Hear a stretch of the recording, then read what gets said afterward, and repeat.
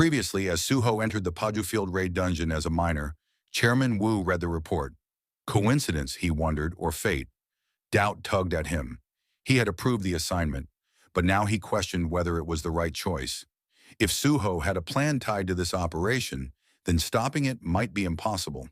Still, Chairman Wu resolved to help Suho if it became necessary. The chaos of battle consumed Paiju Field. Thick smoke rolling across the cavern as flames erupted from the maw of a monstrous behemoth. The fire-breathing giant stood above the hunters, its guttural roar causing the cavern walls to tremble. Each breath it released sent waves of intense heat surging forward, threatening those in its path. At the formation's front, the team's tank braced himself, shield glowing as it absorbed the brunt of the attack. Sweat dripped down his forehead, yet he stood firm, signaling for the strike team to act quickly. Before he was overwhelmed by fire, a tap on his shoulder caused a brief distraction. He barely registered it as the monster unleashed a devastating blast. Suddenly, the creature fell silent. A thunderous blow forced it down, its body slumping as blood spilled onto the stone. A moment of stunned silence echoed as everyone turned to the center of the battlefield. Her eyes scanned the area, locking onto danger. A red-scaled, salamander-like beast lunged, claws slashing at her with deadly aim. She evaded easily, ducking and leaping onto its back. Utilizing its momentum, Miho kicked herself off, twisting in the air and landing against the dungeon wall. With explosive force, she sprang from the wall, flying forward. The salamander saw only a blur before her fist struck its head, a catastrophic impact. The ground fractured, cracks spreading across the stone. Dust and debris flew, and, as the dust settled, Miho stood among the fallen monsters. Thoughts raced in her mind, especially about Lee Min-sung. He had not joined the fight. Frustration distracting her just long enough for danger to approach unseen. Before she could react, a monster lunged. Gleaming teeth and slashing claws closed in, leaving her no time to respond. Yet in a blink, a figure appeared beside her. With effortless motion, the monster was abruptly felled by a single decisive chop. Miho registered the action and heard a calm voice addressing her. Hunter Miho looked up, meeting the golden-eyed gaze of the apostle. Everything about him spoke of authority and quiet composure. He had disabled one of the deadliest monsters with minimal effort, and notably, was not wearing standard combat gear. Moving with unhurried confidence, he redirected his focus to the rest of the creatures. The apostle's combat was swift and efficient. One by one, monsters collapsed, lifeless before they even understood what had happened. Miho stared in awe, recognizing the difference in power between herself and an S-rank hunter. As the last monster fell, slow clapping resounded across the battlefield. Lee Min-sung entered, a smirk playing on his lips. He expressed surprise at the swift conclusion of the fight, while Miho voiced her suspicions. For a dungeon of this scale, the number of monsters seemed oddly low. Min-sung explained, feigning amusement, that the Grim Reaper Guild actively culled monsters in their territories to prevent threats to the outside world. Miho regarded his explanation with doubt.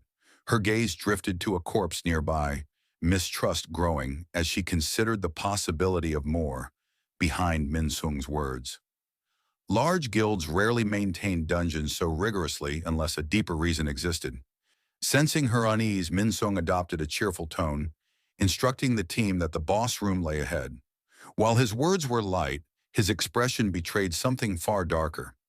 Internally, he gloated, knowing no one would find evidence of his dealings. Factory remnants were cleared, demons had retreated deep within Paiju Field, and all proof was erased. As the team pressed onward, the apostle followed quietly, watching Miho's troubled expression. He mused to himself that nothing would be found here. Yet even survival might not guarantee peace for those who experienced what was coming. Deep inside a secret chamber of Paiju Field, Murmu, a demon, presided over a chilling laboratory bathed in an unnatural light. Two other demons stood near him, their forms radiating menace. Murmu's frustrations grew. The apostle's presence in the dungeon left the demons idly waiting, unable to continue their own dark work. Murmu clicked his tongue, lamenting how their resources were squandered on passivity when they could be transforming victims into stardust. Suddenly, a heavy silence befell the room. A figure appeared in the doorway. Suho entered, his black attire and authoritative demeanor commanding attention. He asked Baru, his loyal shadow soldier, to confirm the presence of demons. Baru assured him there was no doubt. Demonic energy lingered unmistakably. Without hesitation, Suho shattered the locked door with a single push, revealing the horrific scene inside. Murmu turned to confront the intruder, but his defiance was short-lived. Suho struck with blinding speed. Murmu was sent flying, crashing into the wall so hard that the stone cracked on impact. Suho followed up immediately, embedding Murmu deeper with a second blow, leaving the demon battered and barely recognizable. The other demons were stunned, realizing their powerful ally had been instantly reduced to a mangled heap. Bru praised Suho's growth, impressed by the strength behind each attack. He remarked that Suho's recent training was evident in the decisive blows. However, Suho's attention quickly shifted to the inert hostages. He noted that their minds were no longer their own, confirming suspicions about the place. It was being used as a stardust factory for nefarious purposes. A grotesque sound interrupted the moment. Murmu's remains began to reconstitute, bones snapping back, flesh twisting. His distorted laughter rang out as he taunted Suho, identifying him as the obstacle to the apostles' plans. Suddenly, a surge of crimson energy engulfed the demon. Murmu's body expanded and transformed, tendrils sprouting, tall and monstrous. Meanwhile, tunnels echoed with the sounds of pickaxes. Miners toiled away in search of mana crystals, their labor marked by fatigue. One miner expressed his weariness and confusion over the abundance of crystals, suspecting the guild had additional motives for maintaining such resource-rich depths. Another miner speculated about new collection methods and mentioned that an E-rank member had joined the crew, a rare sight in a B-rank dungeon.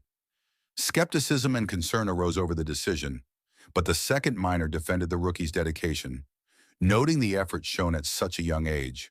In lighthearted banter, the first miner accused his companion of assigning the newcomer to the safest entrance, while he himself was tasked with the most dangerous locations.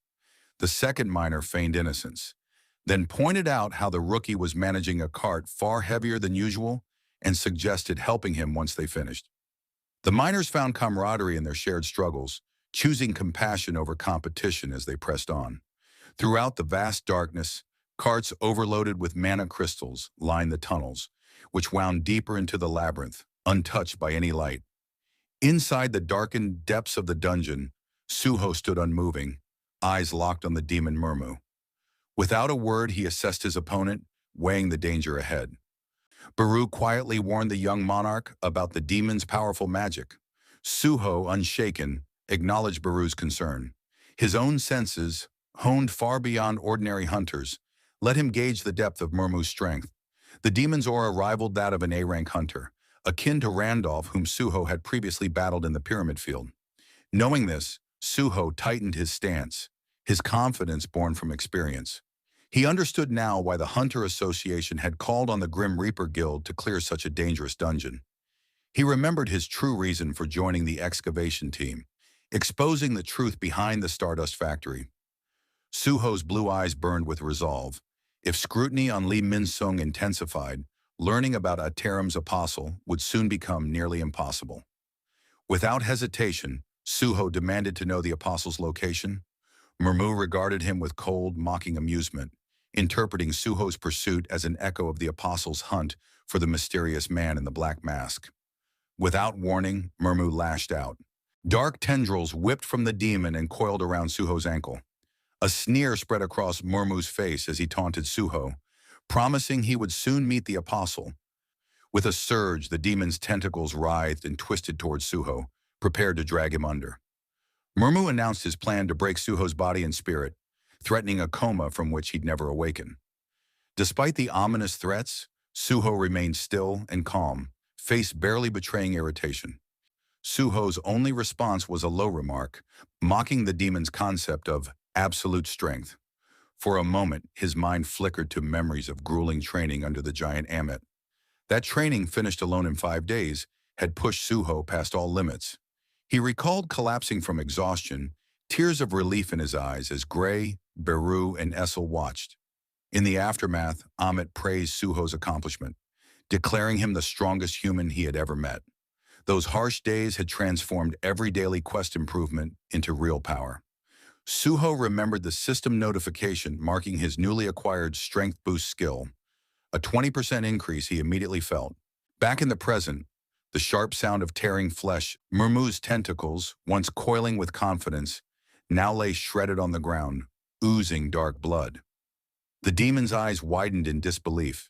His vaunted grip had been utterly destroyed. Voice ragged with fury, unable to comprehend Suho's strength. Suho did not answer. Instead, he calmly brushed away the last remnants of the demon's severed limbs, his blue eyes cold and unwavering. His strength, towering at 120, radiated in silent warning. In an instant, Suho moved. Lightning quick, he closed the distance between himself and one of Murma's demon subordinates, felling the creature with a single crushing blow that sent it sprawling unconscious. The second subordinate barely had time to react before Suho pivoted and landed another devastating strike. Both demons lay defeated before they hit the ground. Murmu scarcely processed the scene before Suho confronted him again, stepping forward with a commanding presence. Suho's tone was unwavering as he repeated his demand. "Where is the Iterum apostle?" His gaze was piercing, unyielding. Shaken but defiant, Murmu could not bring himself to submit. With a roar, he unleashed a heavy punch. Suho did not flinch. In one motion, he intercepted the attack. His fingers curled around Murmu's skull, exerting a grip that was unbreakable. Without pause, Suho tightened his hold, and in a display of overwhelming power, tore the demon's head clean from his body. The severed head, features frozen in shock, remained clutched in Suho's grip. Suho was not finished. Drawing his blade, he unleashed a flurry of merciless slashes, reducing Murmu's corpse to ribbons. Blood splattered the stones around him, painting the chamber in deep crimson. Even in death, Murmu's consciousness lingered for a final, fleeting moment. He trembled with unease at the terrifying sensation emanating from Suho, a presence that chilled his fading mind. Suho's expression remained void of mercy as he regarded the severed head. Quietly, he declared that he would get his answers, no matter what. With that, he tossed the head toward Beru. Casually, he told his shadow beast it was time for a snack. As Murmu's head spun through the air, the demon's last thoughts surfaced. He knew he would never witness the apostle's masterpiece.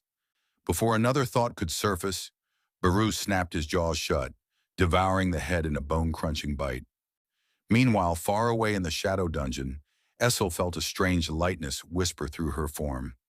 Confused by the sensation, Essel flexed her fingers, silently remarking on how her body felt lighter.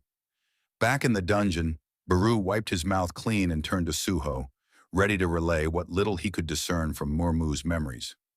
According to Beru, Murmu's thoughts framed the apostle as a radiant, almost revered figure. No additional useful information could be gleaned. Suho sighed in frustration, another dead end. His thoughts shifted to Lee Min-sung, recognizing the need to confront him next for answers about the Stardust operation. But before anything else, Suho surveyed the chamber, shifting his focus to the hostages. There was a more urgent task, evacuating the captives from the dungeon safely. Elsewhere in the dungeon, the Iterum apostle stood among a group of hunters, his gaze narrowing as he sensed the demon presence abruptly vanish. Not due to action from the Hunters Association. The raid party reached the massive doors guarding Paiju Field's boss room. At the entrance, Lee Min-sung faced the assembled hunters, issuing a measured briefing.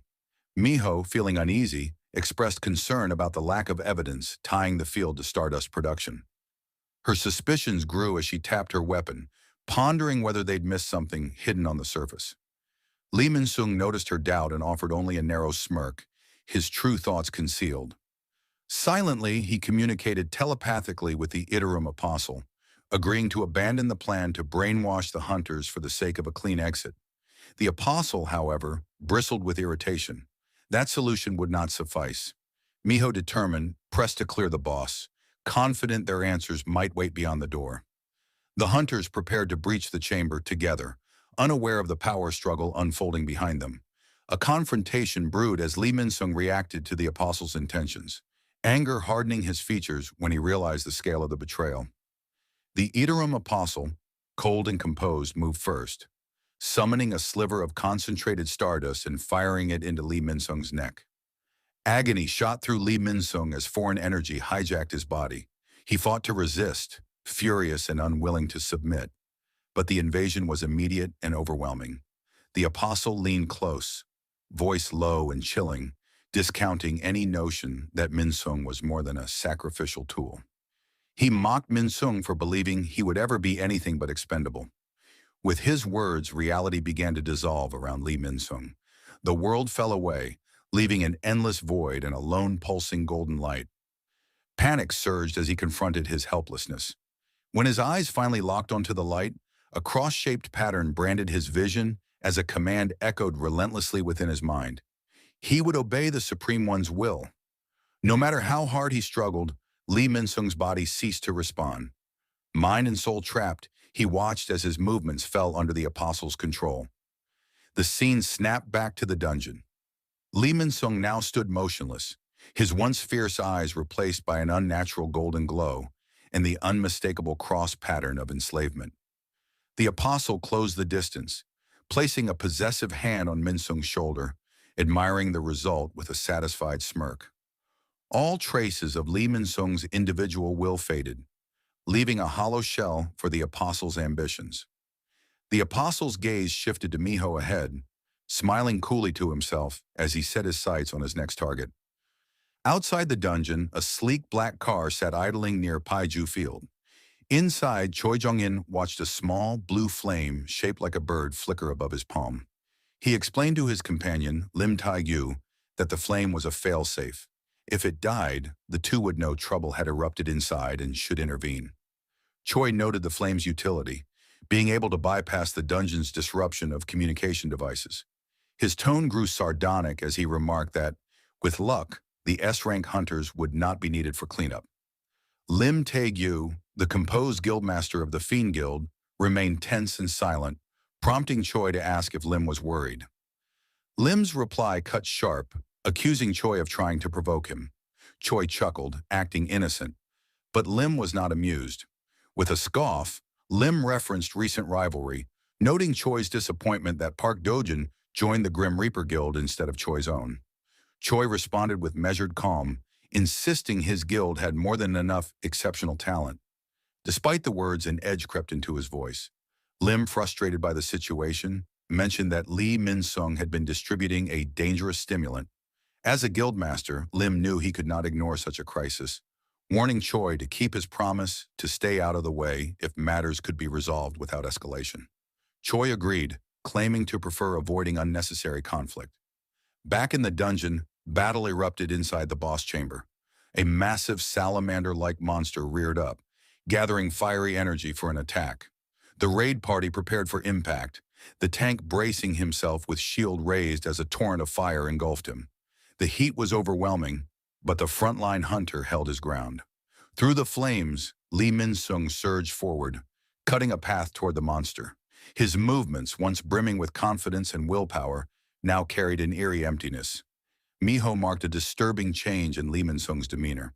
She watched the Iterum apostle, a supposed S rank, continue to observe from the sideline, rather than joining the fray. Miho wondered what held him back. Her thoughts then returned to Lee Min-sung. His tactics, intensity, and aggression bore no resemblance to his normal fighting style. He seemed like an entirely different person since entering the boss room. Miho steeled herself and pressed on, resolving to uncover the truth through battle. While the apostle stood silently among the hunters, a faint smirk appearing as he confirmed his thoughts. Stardust alone could not affect hunters above B rank, but its concentrated form, the star fragment, was another matter. In a sudden blur, Lee Min-sung launched into the fray. His sword slashed with brutal precision, each strike faster and deadlier than the last. Miho momentarily hesitated, struck by the overwhelming ferocity he displayed. The salamander beast reeled, suffering deep wounds as it roared in fury and fixed its burning gaze on its attacker. The boss retaliated, whipping a massive tail through the air toward Li Minsung. The blow was swift and deadly, but Li raised his sword in time. The impact sent a shockwave shaking the cavern as Li skidded backward, feet carving trenches into the ground. His arms burned with the effort, but he held firm. From the shadows, the apostle's eyes gleamed with intrigue. Even empowered by the star fragment, the apostle noted that an A-rank hunter still struggled against an S-rank creature.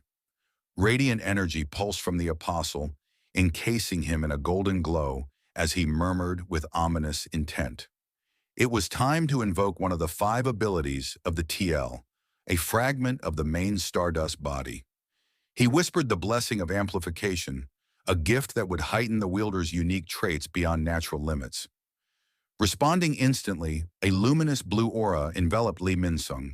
His sword, once dulled by battle, pulsed with raw energy, as if alive. The apostle observed with keen interest, noting the magic power amplification Li now wielded, and how his weapon enhanced the force behind every strike. Li Minsung's presence grew overwhelming, his eyes glowing gold with lethal focus. With a powerful, fluid swing, he unleashed a massive surge of energy.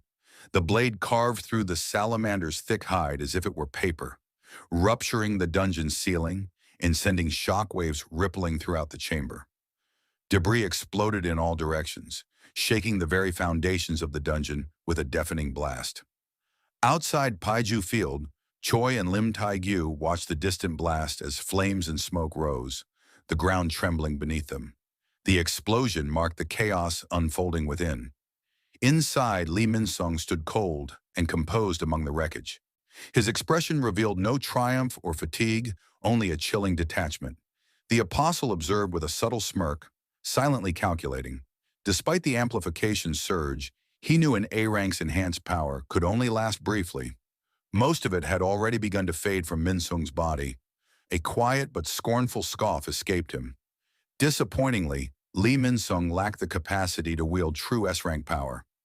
His words struck deep, tightening Minsung's grip on his sword and igniting fierce inner turmoil, though he said nothing. Miho, shaken by the destruction, struggled to process what she had seen.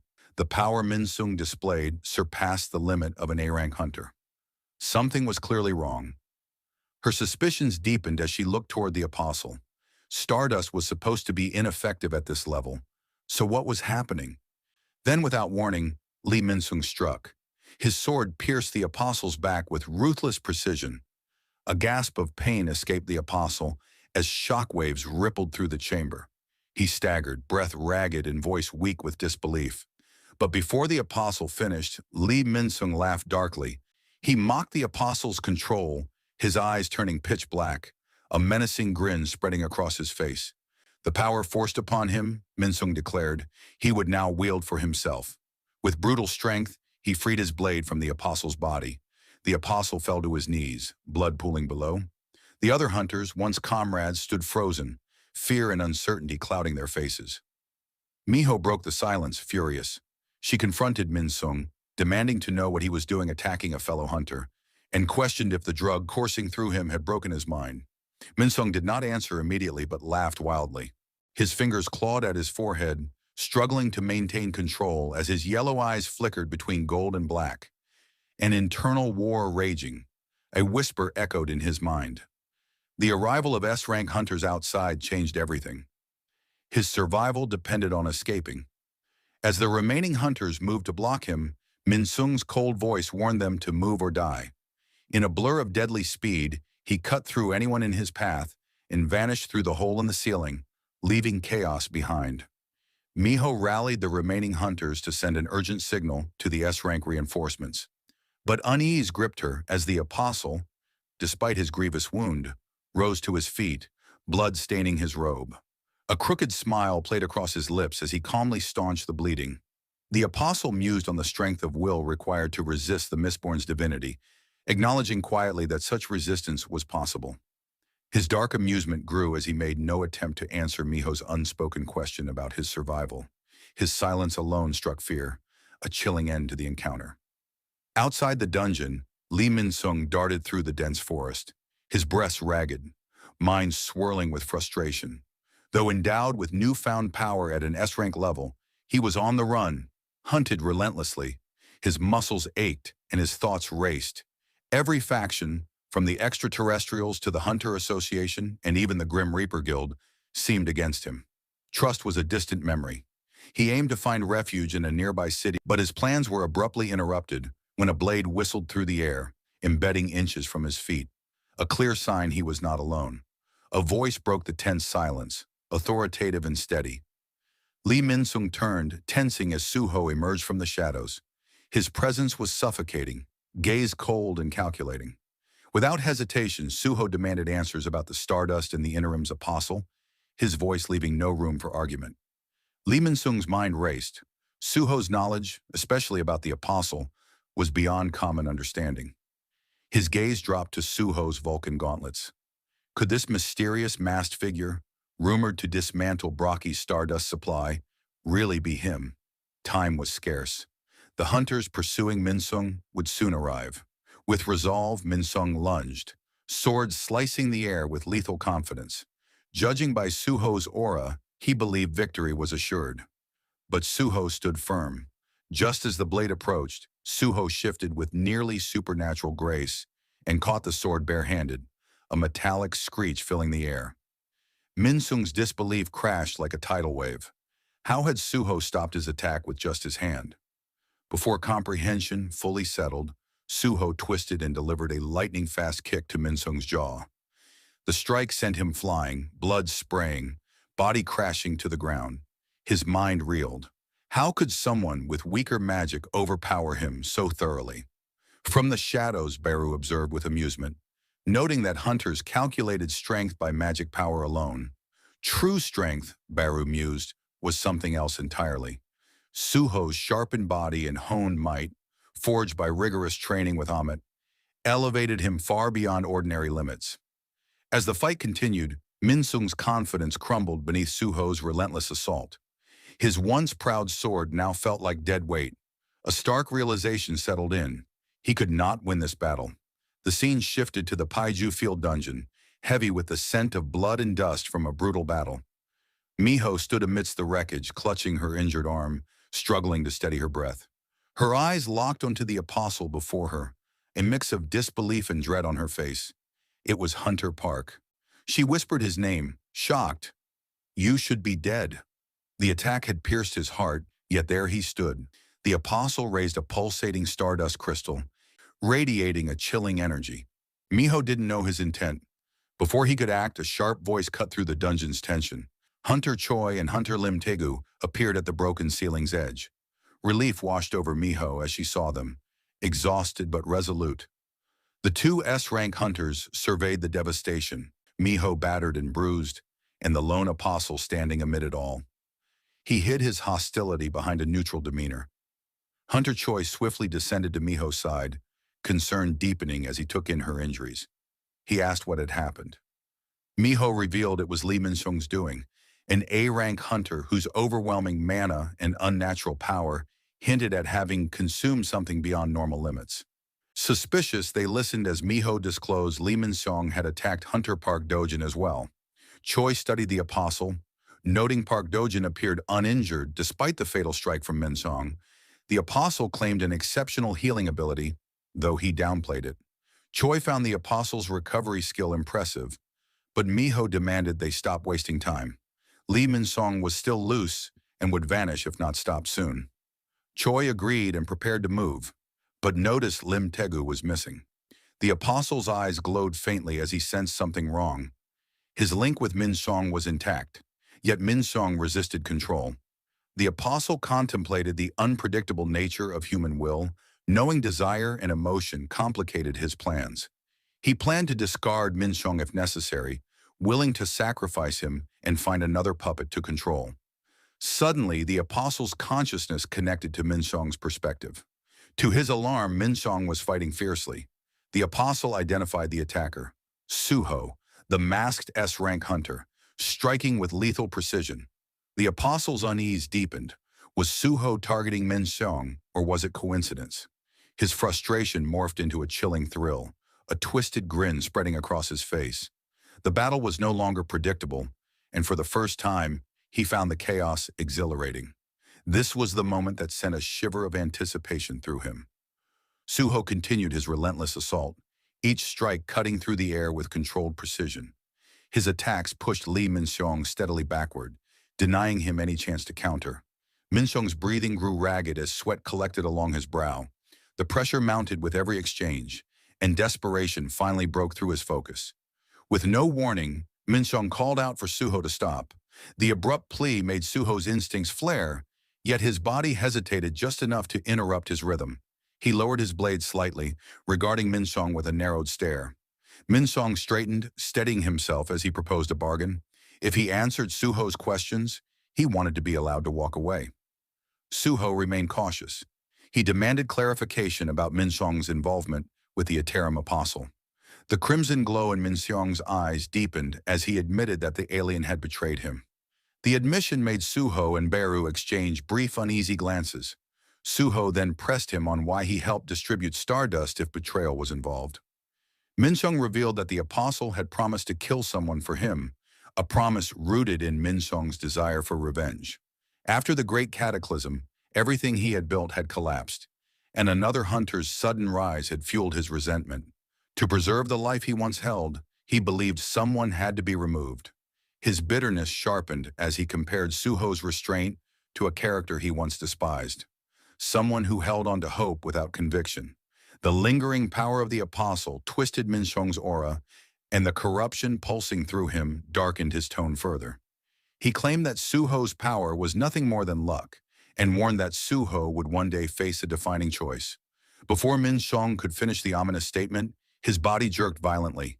His voice died in his throat as his limbs locked in place, and a look of terror seized his face. His consciousness was pulled into a void where the apostle awaited him. Within the darkness, the apostle emerged, towering over Minxiong with cold amusement. He reprimanded Minxiong for overstepping and immobilized him effortlessly. The apostle mocked Minxiong for his usefulness, declaring that he had gained more from him than expected. Then, with chilling finality, he declared that he would borrow Minxiong's body one last time. Minxiong's final scream was swallowed as the apostle's spectral hands struck together, fracturing the void. In the real world, Minxiong's body erupted in golden light. A violent surge of power exploded outward, shaking the forest and distorting the surrounding air. Suho shielded his eyes as the blast sent debris flying. Beru identified the overwhelming aura as Aterim's power, far stronger than what they encountered in Braki. Minxiong's body convulsed as golden chains of energy coiled around him, embedding themselves into his flesh. His sword fused into his arm, and radiant wings unfurled from his back, glowing with divine intensity. The transformation twisted his form beyond anything human, creating a vessel fully overtaken by the apostle. Suho could only stare as reality warped around the transformed figure. What remained standing before him was no longer Lee Minxiong. A voice emerged from the new form, deep, amused, and unmistakably inhuman. The apostle recognized that Suho's efforts at the Stardust Factory and his pursuit of Minxiong had been a ploy to draw him out. He revealed that he had been eager to meet Suho as well, referring to him as the Black Mask. Golden wings spread wide as the apostle raised the radiant blade, aiming it towards Suho. He addressed him directly, acknowledging the long-awaited confrontation. Suho steadied himself, realizing he was standing before the envoy of the god of the otherworld, the same force responsible for keeping his father away. His resolve hardened as he declared that the world would not be taken without resistance. Before the clash could begin, a powerful voice shattered the tension, ordering both combatants to stop.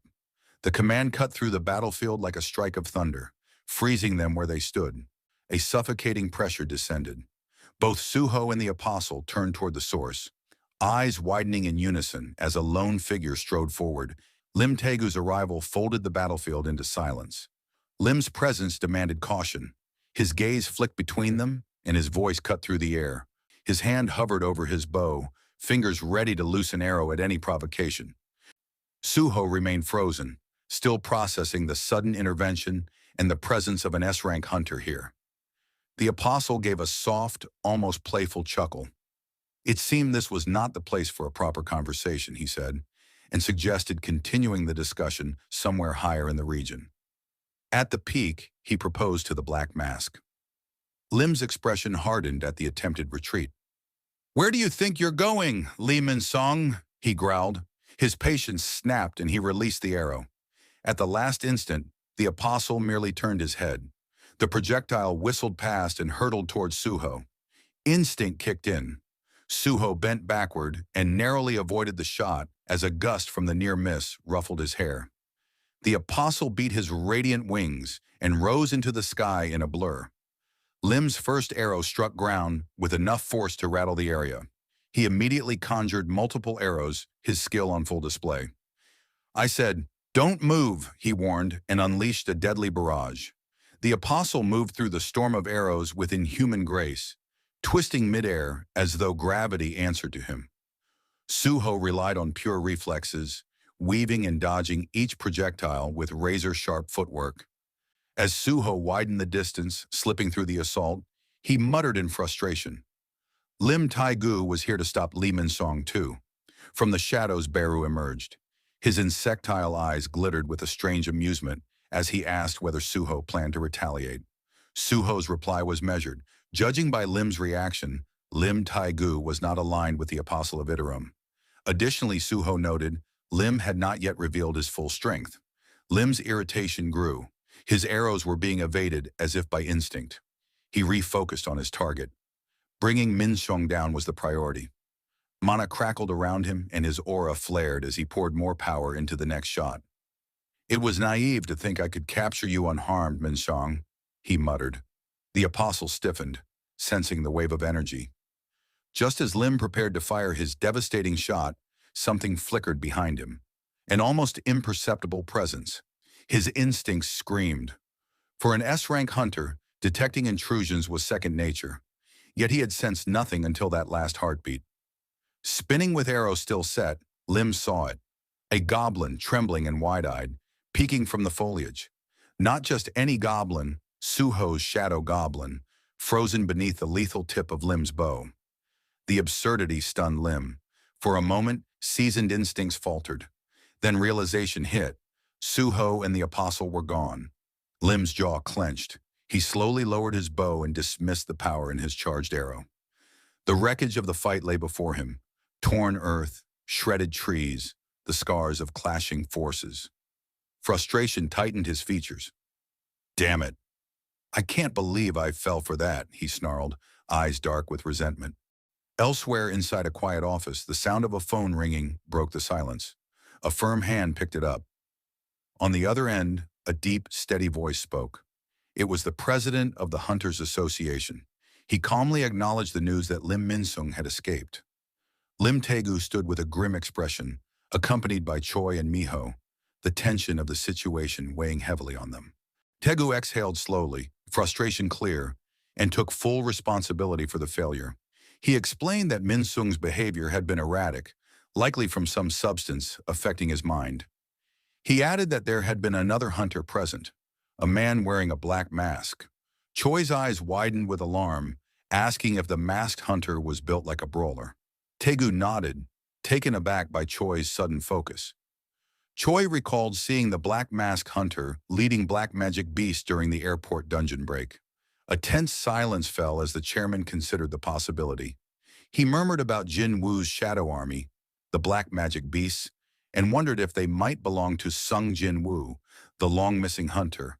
However, he quickly dismissed the idea, reasoning that if Jin Woo had returned, he would have swiftly ended the crisis. That meant someone else was orchestrating the events. Meanwhile, on the top of mountain, chosen for the confrontation with the apostle, Suho arrived, and the wind howled sharply through the desolate mountaintop. His sharp gaze swept the scene before locking onto apostle ahead. The apostle waited at the mountain summit with a casual arrogance that belied the danger he radiated. The apostle's golden eyes glittered with amusement. "You helped me escape earlier." "Why?" he asked. Suho's reply was cold and measured. "When things turn against you, you'll drop Lee Min-sung without a second thought." The apostle's smirk widened into something darker. Freed from a human host, his true power pulsed through the air like static. He tilted his head, curiosity sharpening his tone. "I've heard whispers. Demons speak of one who commands darkness, the Shadow Monarch. What is your connection to him? Suho's gaze snapped to steel. He refused to explain. You talk too much, he said. I don't answer questions. I'll take the answers from you. From the shadows came a familiar chitter. Beru's warning. With the apostle now fully occupying Li Minchong's body, his power was unpredictable even to Beru. Suho gave a slight nod. Don't worry, he answered. I came prepared. Without warning, the shadows shuddered. A pulse of raw energy rolled out from beneath Suho and cracked the earth at his feet. Suho spoke one word, an unbreakable command. Arise. Darkness poured up from Suho's shadow, and figures formed. Battle-scarred monsters called from the depths of his conquests. The venomous Swamp King, Kasaka, reared its fangs. A titanic desert centipede writhed with armored segments. A towering high troll loomed, and the two Morden Sheikah stood like living stone. Suho reached into his inventory and produced the Shadow Dungeon key, clutching it tight. This is what I've been saving, he murmured. The shadows swelled, and then two more silhouettes stepped forward. Essel and Gray. The final pieces were in place. No holding back, Suho declared. We're going all out. The apostle's grin widened with ecstatic hunger. Oh, this will be fun, he said, voice crackling with excitement. A translucent system window flashed before Suho. He read the objective: defeat Li Minchong, the vessel possessed by the Iterum Apostle, and claim his memories. Another fight, another life to take. He tightened his grip and set his eyes on the Apostle. Something shifted in the Apostle as well. Fragments of memory surfaced.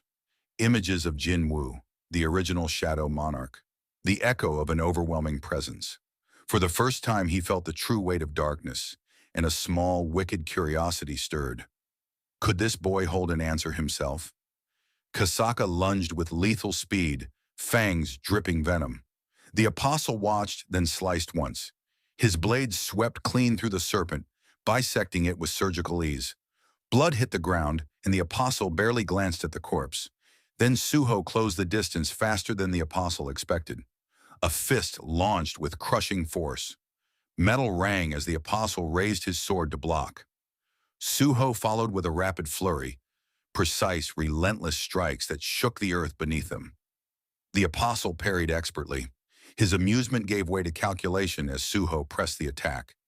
Suddenly the apostle found a fleeting opening and swung in a merciless arc meant to end it. Suho twisted backward with inhuman agility. The blade missed by a hair. The apostle's cut did cleave the massive shadow centipede behind Suho in two, and he moved to press the advantage. But another presence closed in. Essel flashed forward, spear in both hands, aiming for the apostle's back. At the last heartbeat he shifted, the thrust whistled past. His hand struck like a viper, seizing Essel mid-thrust. She dangled helpless, weapon trapped. Suho exploded forward as a coiled spring, slamming a devastating kick into the apostle's face and freeing Essel. The blow only rocked the apostle slightly. His golden eyes sharpened, a cold, controlled fury simmering in them. He spoke as if scolding, "Why are you not making proper use of the black soldiers in the main fight?" Suho's expression hardened. If the apostle wanted a show, he would deliver. He darkened his aura and the ground split. Two colossal shadow hands surged up and locked around the apostle. Sand and shadow from Sheikah reinforced the grip, turning the battlefield into a prison meant to bind even the strongest foe. Still, the apostle remained unnervingly composed, his gaze fixed on Suho. Suho pulled every ounce of power inward, coiling like a striking beast. The air warped, the ground trembled, and he unleashed a fist meant to shatter mountains. When it connected, the impact detonated with the force of a warhammer. A deafening shockwave ripped across the summit, splitting the earth and sending sand and debris roaring outward. The battlefield convulsed under the blow. The sand prison holding the apostle shattered instantly, exploding outward in a wave that struck Suho and sent him skidding across the ground. He dug his heels into the dirt, barely managing to keep himself from falling. Before he could recover, two golden eyes pierced through the settling dust. The apostle vanished. In the space of a heartbeat, he reappeared before Suho. Suho crossed his arms instinctively, just in time. The blow crashed against him like a hammer, rattling his entire body. Then the apostle disappeared again. He materialized behind Essel and the shadow high troll. His sword flashed once. Essel staggered back with a cry, a deep cut tearing across her shoulder as her spear splintered apart. The troll fared no better, its enormous form riddled with gaping wounds before it collapsed into inky fragments. Suho stared horrified. He cut through them, that easily. His Vulcan gauntlets, crafted to endure overwhelming force, were fracturing. The apostle surveyed the field with a cool, disappointed expression. When he finally spoke, his words carried a quiet disdain. These soldiers of darkness moved like a seasoned army, he mused. But compared to the being who once commanded true shadows, Suho's strength was hollow. His verdict fell like a hammer. You're far too weak. The words struck harder than any blow. Ever since the apostle fully overtook Lee Min-sung's body, the difference in strength had grown frighteningly clear. S rank! But he had no time to finish the thought. The apostle advanced, fury twisting his previously neutral expression. His voice dropped to a cold murmur as he declared that darkness was a lonely existence, because nothing else stood beside it. His sword fell again. Suho barely raised the gauntlets. Steel clashed repeatedly as the apostle unleashed a merciless barrage, each strike heavier than the last. The apostle's words kept cutting through the battle. Suho's thoughts flickered. Was father lonely? That brief moment of hesitation proved fatal. A loud crack tore through the battlefield. Suho's eyes widened in horror as his Vulcan gauntlets split apart. The crack spread rapidly and shattered. Fragments of the gauntlets scattered across the ground. A system window blinked before him. Item, Vulcan's horn has been destroyed. In that instant, the apostle struck. The blade pierced through Suho's torso. His breath hitched as white-hot agony flooded through him. Blood spilled down his abdomen, pooling beneath his boots. Essel screamed his name, but she was too injured to move, forced to watch helplessly. The apostle's voice dropped to a chilling whisper as he leaned close. Suho, he said, did not understand the power he carried. Therefore, the apostle would take it from him, strip him of the authority of darkness, break him, and rebuild him into something that understood true power. He twisted the blade deeper. Pain exploded through Suho's nerves. His trembling hands gripped the sword, but the apostle's strength was immovable. The apostle's thoughts darkened further. Only after taking everything from the young monarch, he believed, would he finally grasp what it meant to be darkness itself. Suho's breath came in shallow gasps, blood dripping from his lips. His vision blurred as his body weakened, barely holding together. Through the haze of agony, one thought surfaced. He had only scratched the surface of the power inside him. He had yet to truly unleash it. A memory flickered through Suho's mind. Lee Min-sung's mocking voice, equal parts taunt and prophecy. You're nothing but a hopeful extra with no real purpose. You don't even know what you want. One day you'll be forced to make a real choice. The words landed like a stone. Another memory surfaced. Baru, cool and amused, munching popcorn as he offered a suggestion. Young monarch, why not use shadow-transformed weapons? Baru had asked. Back then, Suho had brushed it off. Vulcan's horn has more raw power, he'd said. Managing my bond skill and the authority of the ruler is hard enough. Adding shadow transformation will complicate things. Baru only smirked. You can handle it, I guarantee it. Suho wondered if he had held himself back all along. When had he begun accepting limits so easily? He remembered a younger self, a pencil in hand, sketching and abandoning a drawing after a single mistake. I'll try again later. Later never came. He hadn't made art since awakening. The thing he once loved had faded under the weight of ambition. Lee Min-sung's voice echoed again. You don't even know what you want. Suho let the words cut. He realized he had been chasing power because he felt powerless and trying to walk his father's exact path. His father did not need a copy. He needed his own path. A small, determined smile touched Suho's lips. He moved. Using the last reserves of his will, he raised a trembling hand. Through cracked lips, he forced two ragged syllables. Arise. The apostle's golden eyes narrowed. A calculated frown crossed his face as he observed the shadows. The shadows are immortal, aren't they? He muttered. No matter how often they fell, they kept rising. Something shifted beneath Suho's feet. The void of his shadow quivered, then bled out shapes. Monstrous silhouettes emerging from abyssal depths. The apostle sneered. Return after return, they won't stop me. But then his expression faltered. These shadows were different. They were merging. For the first time since waging war, the apostle's jaw tightened in genuine surprise. Suho's shadow soldiers no longer stood as separate constructs. They convulsed, fused, and coalesced into a single grotesque colossus. Many bodies becoming one nightmarish titan, its combined power crackling like a storm about to break. And then Suho did something unexpected. He severed his bond with Gray. Essel gasped. Suho's aura deepened and blackened. The change was not merely stronger. His eyes flared an eerie, luminous blue. Energy coiled and whispered around him, alive and hungry. The battlefield felt the change. Where he once commanded darkness, he now merged with it. This was awakening. Another memory drifted into Suho's mind. His hometown glittered with strings of gold lights and fresh snow. A younger Suho dashed ahead. I'm gonna be a cop like Dad, he declared, breath puffing in the cold. Behind him, Jinwoo and Cha walked slowly, watching with quiet amusement. Suho spun back to grin at his father. Because you look so cool, Dad. Can I be one too? Cha smiled and set a gentle hand on his head. Her voice was soft and steady as she crouched to meet his eyes. When you were born, your father and I made a promise. We won't choose your dream for you. Whatever path you take, we'll stand by you. But always ask yourself if it's truly what you want. A rush of memories suddenly flooded Suho's mind, each one crashing over him like a powerful wave. He saw Senior Lim standing beside him again. The man's familiar expression, caught somewhere between curiosity and mild exasperation.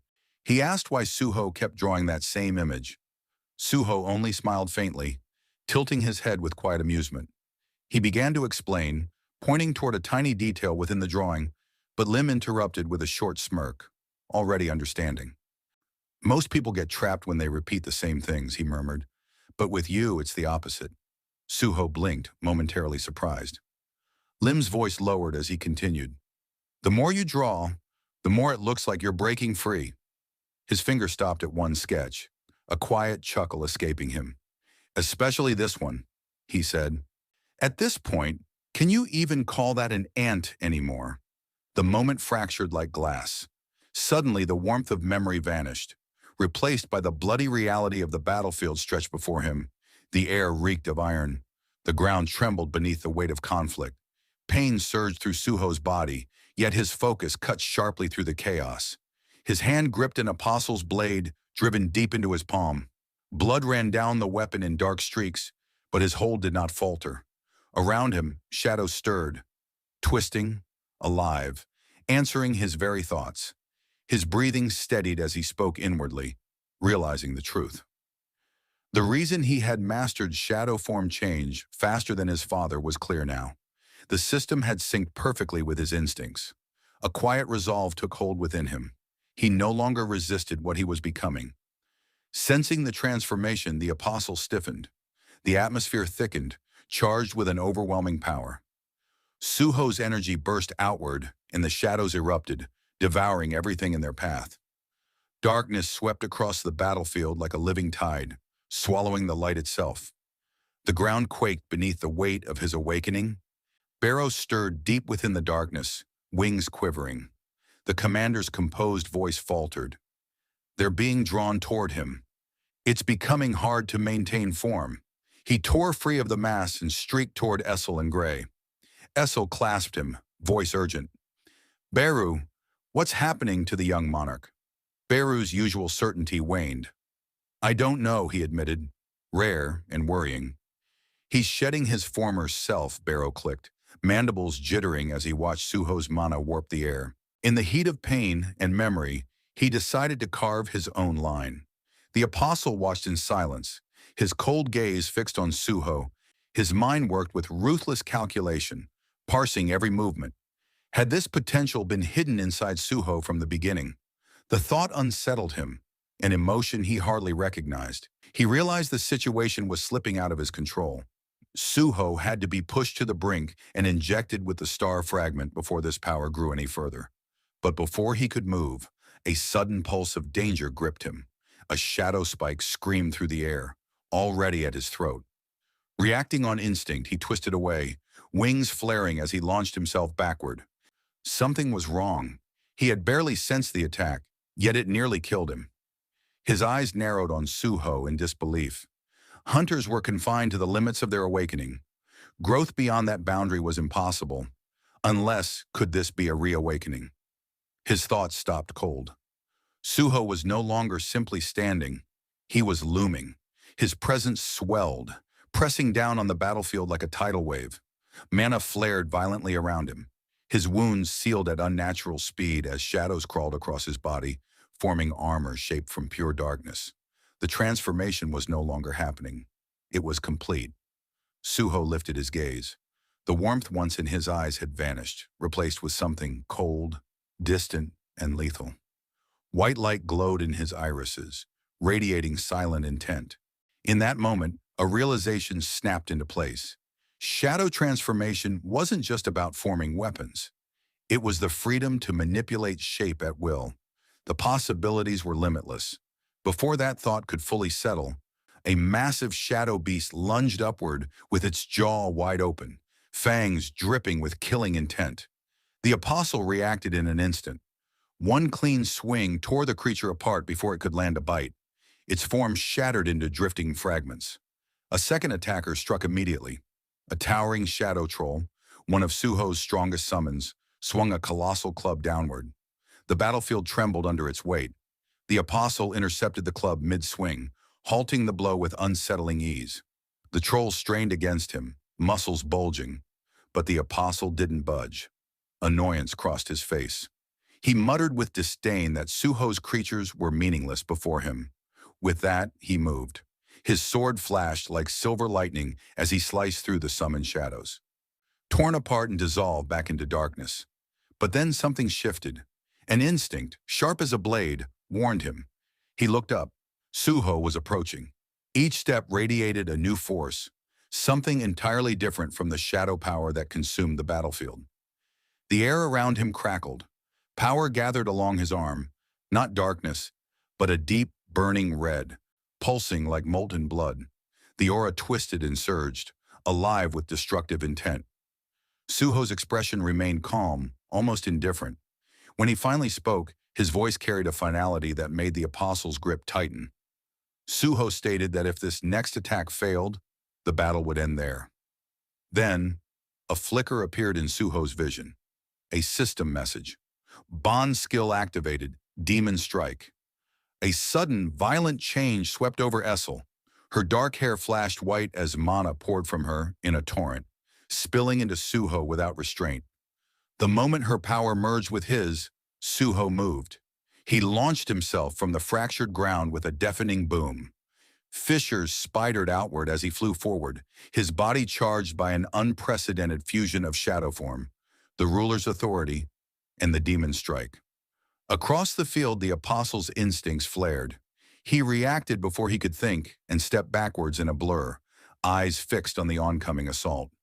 He could feel the lethal potency of that mana, and yet smiled, confident that such an obvious attack would miss him. He countered with cold precision.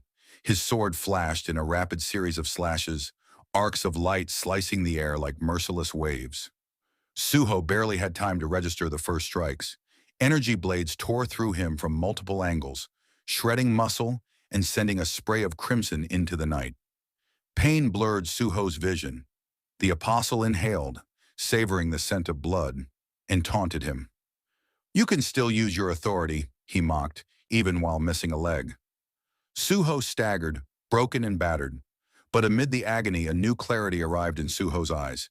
The apostle's confidence faltered. From the apostle's shadow, a figure detached itself like a wraith, Sheikah, appearing in a single, crucial instant. Mana boiled around her clenched fist, then detonated. The strike shattered the air itself. The apostle's mind blanked. He could not perceive the blow coming. The combined force of three devastating powers smashed into him and obliterated his defenses. He flew across the battlefield like a broken puppet and crashed into a distant rock formation. The terrain trembled. Dust and debris billowed into the sky. When the storm of rubble settled, Suho and Sheikah stood together amid the wreckage. The apostle lay at the base of the shattered stone, bloodied and broken. His pristine form was torn. He breathed unevenly, stunned by what had happened. He muttered in disbelief, "You transferred your skills to a soldier." His lips trembled as he struggled to understand the audacity of what he had witnessed. Even the darkness itself had never wielded authority in this way.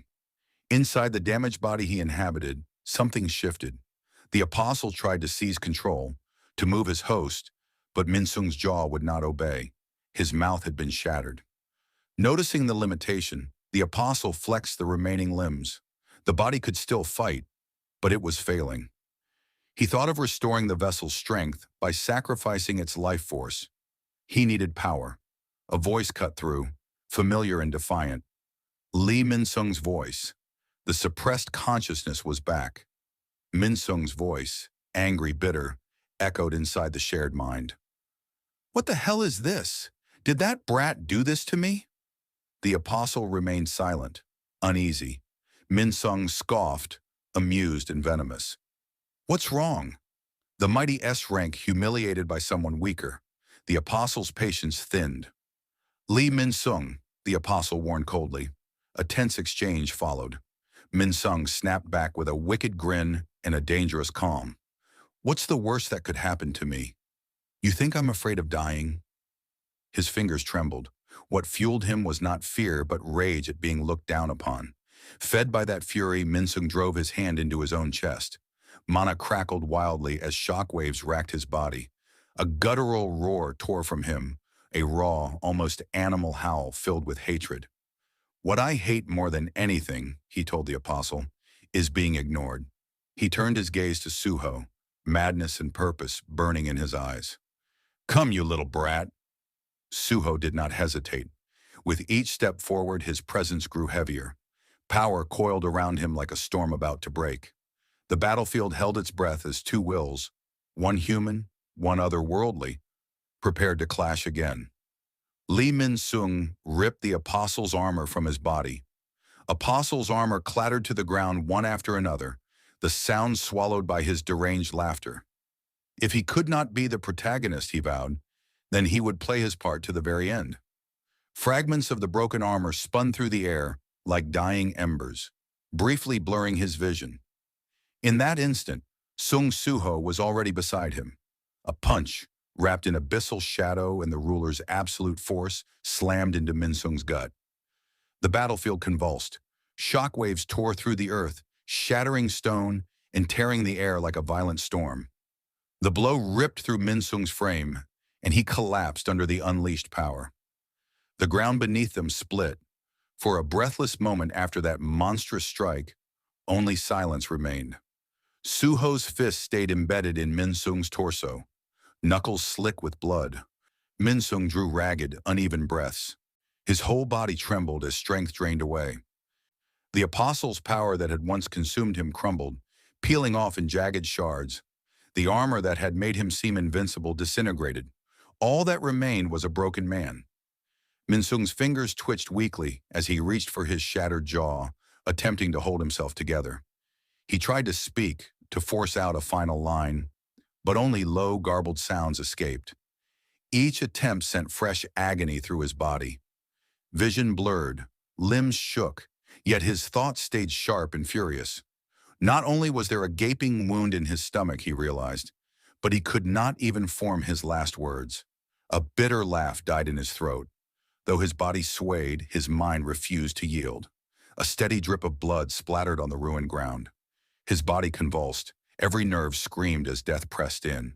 For so long he had convinced himself he was different, chosen, destined to reshape the world to his image. Now, as the end neared, he understood he was like everyone else, dying. A memory surfaced, unexpected and sharp. Lim Tigu. His body stiffened. For a moment, burning rage eclipsed his pain. Why the hell am I thinking about that idiot now? The thought flared. Tigu's smug face, the expression that had always looked down on him, flickered across his mind. Anger boiled beneath the surface, but his body no longer obeyed him. He was too weak to fight, too weak to lash out, too weak to change anything. Still, with the last of his strength, he forced his arm upward, trembling as he raised his hand. Even if his voice failed and his body collapsed, even if death clawed at him, there was one thing he would not surrender. With the final remnants of will, he thought, "Don't you dare look down on me." The thought clung like a dying ember before fading. His bloodied gaze slid toward Suho. The edges of his vision darkened like a falling curtain. Even as the world slipped away, he could still see those eyes fixed on him. Cold, steady, and worse, pitying. A final mockery twisted his ruined mouth.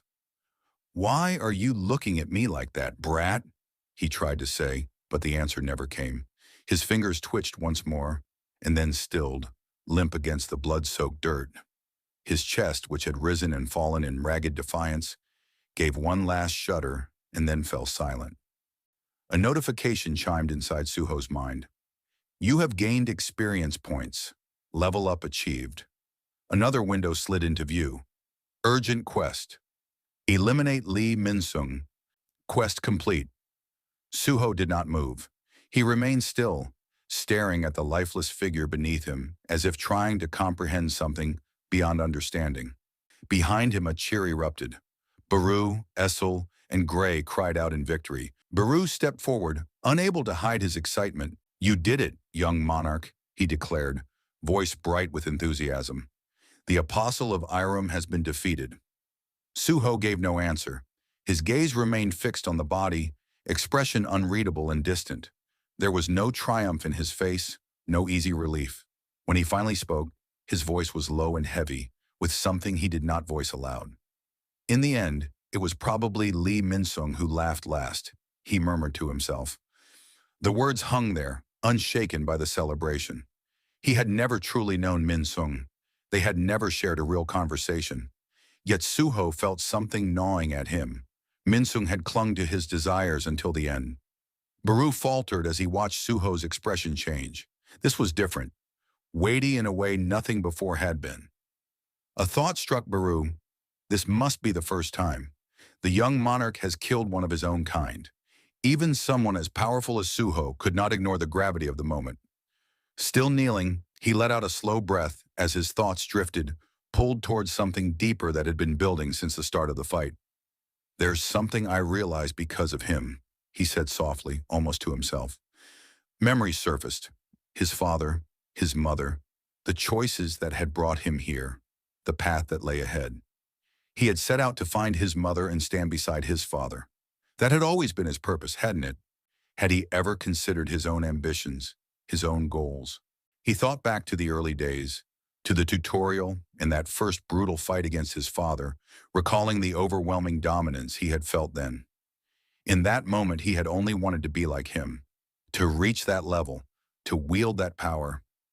He turned to his companions, hands pressing into the dirt as determination coiled through him.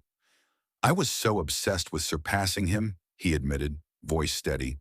His gaze wandered across the battlefield. The echoes of the fight were still vivid. The wound from that loss had fed his determination, but he had never asked why he wanted it so badly. Suho rose and reached the cliff's edge. He spoke, calm and resolved. "I used to see my father as untouchable, too far ahead to ever reach. I thought that was reason enough to keep pushing." His words drifted on the wind, heavy with the weight of long-buried realization. "But there's nothing wrong with having huge ambitions." He squared his shoulders. "If I'm going to grow stronger, I won't settle for anything less than being the strongest." His voice sharpened with certainty. Stronger than the apostles of Irem, stronger than the monarchs, stronger even than his father. Baru reacted first, a nervous chuckle escaping him as his usual confidence wavered. "Young monarch, I don't know about that, but I'll cheer for you," he said with humor and loyalty. Essel frowned in thoughtful curiosity. "Wouldn't surpassing Lord Jinwoo be, well, nearly impossible?" she asked, not with scorn but genuine wonder. Suho sighed dramatically and crossed his arms. Thanks for the encouragement, he muttered, sarcasm light in his tone. He wasn't surprised by their disbelief. Instead of arguing, he turned to the practical. I should check my rewards, he thought. A soft blue glow sprang before his eyes as his system window opened. Notifications flooded his view. You have gained experience points. You have leveled up. You have unlocked a class change quest. Suho's brow lifted. A class change quest? So at level 40, a class becomes available. He glanced at his status. Level 40. Class. None. Subclass Wolfslayer. A small, satisfied smile tugged at his lips. Looks like that empty class slot is finally getting filled, he murmured. He paused there, lost in possibilities, unaware that others continued to watch him closely. Far above the mountain, something lingered in the distant sky, a presence no ordinary being could sense. The Apostle of Iram had not vanished after losing control of Lee Min-sung's body. He remained silent and watchful, hovering beyond the battlefield's reach, his massive wings melting into the night. From that height, he studied Sung Suho with quiet curiosity. Golden eyes tracked the young monarch as he absently combed gray hair and considered the unexpected potential hidden beneath the black mask. The amusement faded. The apostle's expression darkened into a sinister smirk as his gaze fixed on Suho with renewed intent. He resolved that someone like Suho must be claimed. Ancient power stirred within him. He reached inward and invoked one of his true form's rules, the scales of equivalent exchange, which let him convert what he possessed into something of equal worth. When he unleashed that authority, an invisible force spread outward like ripples across a pond, seeking anyone who had consumed stardust. The forbidden substance that cheated natural limits answered its price. Chaos followed immediately. Nearby hunters convulsed, veins bulging as an unseen force tore vital energy from them. One by one, they collapsed, writhing as their stolen strength drained away. Screams dwindled into gasps as flesh withered, and bodies crumpled like empty husks. All that stolen life flowed into the apostle. Mana surged through him, his frame trembling at the raw, intoxicating influx. He breathed slowly and savored the renewal. Fingers tingling with power, he condensed a fragment of pure stardust in his palm, and thinking quickly, fashioned a bow of living mana with the fragment as its arrowhead. The weapon throbbed, bending the air around it. From his vantage, the apostle aimed. His golden eyes locked onto Suho, who stood far below and did not yet sense the danger. On the mountaintop, Baru's gaze flickered with unease. A deep foreboding settled in his chest. He vowed to scour Lee Min-sung's memories for anything about the Apostle of Iram. Suho glanced once more at Lee Min-sung's lifeless form, jaw tight. He nodded to Baru and wondered what had driven Min-sung to ruin, whether the cataclysm had poisoned his soul. Before Suho could finish the thought, agony erupted within him. His breath hitched and his vision swam. Embedded deep in his abdomen, a glowing mass of stardust pulsed like a parasite. Blood sprayed the rocky ground as his body spasmed. Baru froze in disbelief. Essel's eyes widened and she tightened her grip on her weapon. Stardust's light crawled through Suho's veins. Above, the apostle watched with smug satisfaction, feeling the resonance of the bond forming between Suho and the stardust fragment. A subtle, binding tether of influence had been forged. Suho dropped to his knees, hands digging into the dirt. Shadows around him surged and twisted, no longer obeying his will. Each breath came shallow and strained as a foreign presence clawed at his mind. System notifications blinked before him. Longevity active, immunity to disease, poison, and abnormal statuses granted. For an instant, relief flickered. The system then attempted to purge the invader. It classified the anomaly as a mist infection, a database affliction linked to an external force, and initiated countermeasures. Attempts to dispel the mist infection failed repeatedly. System alerts reported interference from otherworldly substances and internal instability. Every healing routine was blocked. The apostle smiled, believing the authority of darkness was finally within his grasp. He thought the monarch would fall under his control. Then something unexpected happened. Suho convulsed violently, but the foreign energy recoiled as if rejected by a far stronger power inside him. The system confirmed. Status effect analysis succeeded, effect dispelled, recovery in progress. Baru, Essel, and Gray rushed to Suho's side. He trembled, drenched in sweat, gasping as pain racked his body. Baru begged him to hold on while Essel searched for any aid. Gray stood rigid with tension. Suho's longevity ability continued to act, but his HP dropped dangerously fast. Desperate and barely able to move, he focused on the system window and made a reckless choice. With trembling fingers, he confirmed the class change quest. The system accepted. Class change quest, start imminent. The ground shuddered. A massive shadow dungeon gate erupted nearby, its swirling black mass devouring the surrounding light. A system notice declared that only the player could enter. Monarch descendants would be transported inside for safe progression. Baru's eyes widened in shock. Essel and Gray staggered back. Even the apostle above paused, startled by the sudden portal. As Suho's HP fell close to zero, a raw explosion of energy burst from him. A deafening shockwave ripped across the battlefield, hurling debris for miles. A chaotic black surge roared outward. Then everything fell silent. Suho's consciousness returned in complete darkness. No sky, no ground, no light. In the void, a soft blue flicker appeared, a delicate flame cutting at the oppressive black. It stabilized him and chased back the darkness. His breathing steadied. He was alive. He was fully healed and uninjured. As his vision adjusted, he realized he no longer stood on the mountain. He sat on a smooth floor inside an endless corridor of ancient, grand architecture stretching beyond sight. His throat tightened. He wondered if this place had been created by his father, like a tutorial dungeon made for him in the past. Back on the mountain, where moments earlier a brutal confrontation had raged, the battlefield had fallen into an eerie stillness.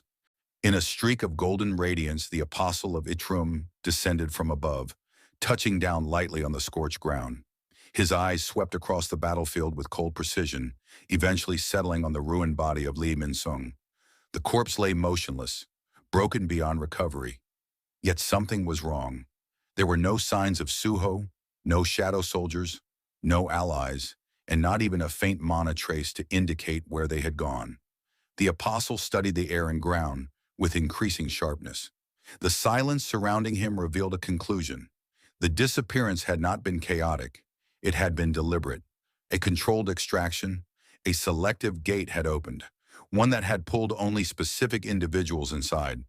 The apostle's expression shifted from irritation to fascination, realizing that the black-masked figure who kept interfering was once again behind something unpredictable.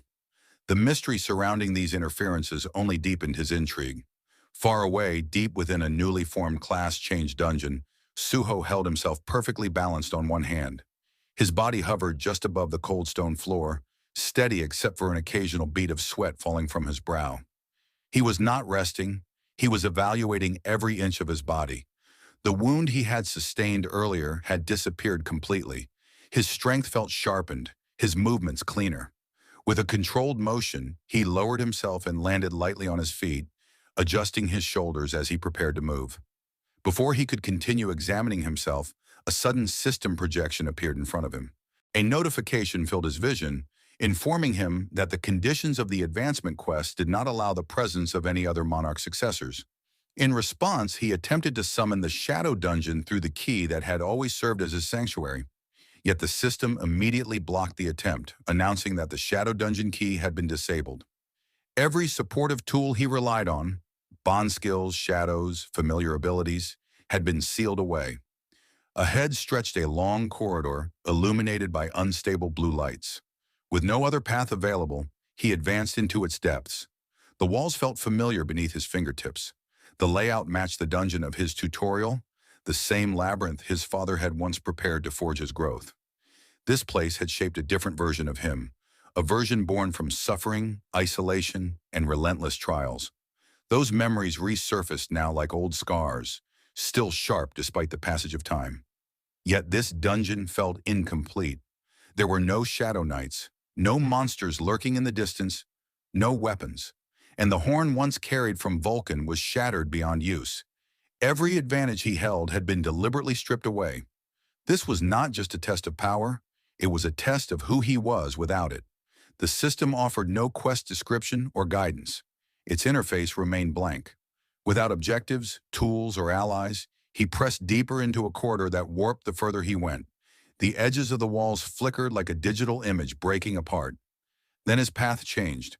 A single door appeared ahead, silent, sudden, and out of place after the endless hallway. When he pressed his hand against it, with anticipation rising beneath the surface of his calm expression, he pushed the door open. The chamber beyond stretched far into darkness. At the end of the room, a staircase climbed into an indistinguishable void. The air was heavy, as though the chamber itself imposed recognition upon anyone who entered. Sitting atop a raised platform at the far end was a lone figure. Its silhouette was rigid, unmoving. When Suho approached, the figure slowly rose from the throne-like seat and began descending the steps. As the shadows peeled away from its face, the truth became clear. The figure was Suho, yet not the Suho of the present. This was the Suho forged during the tutorial, the Suho who had survived unending bloodshed, the Suho who had faced Baru at full strength and endured. Every aspect of this past version radiated dominance, precision, and unshakable will.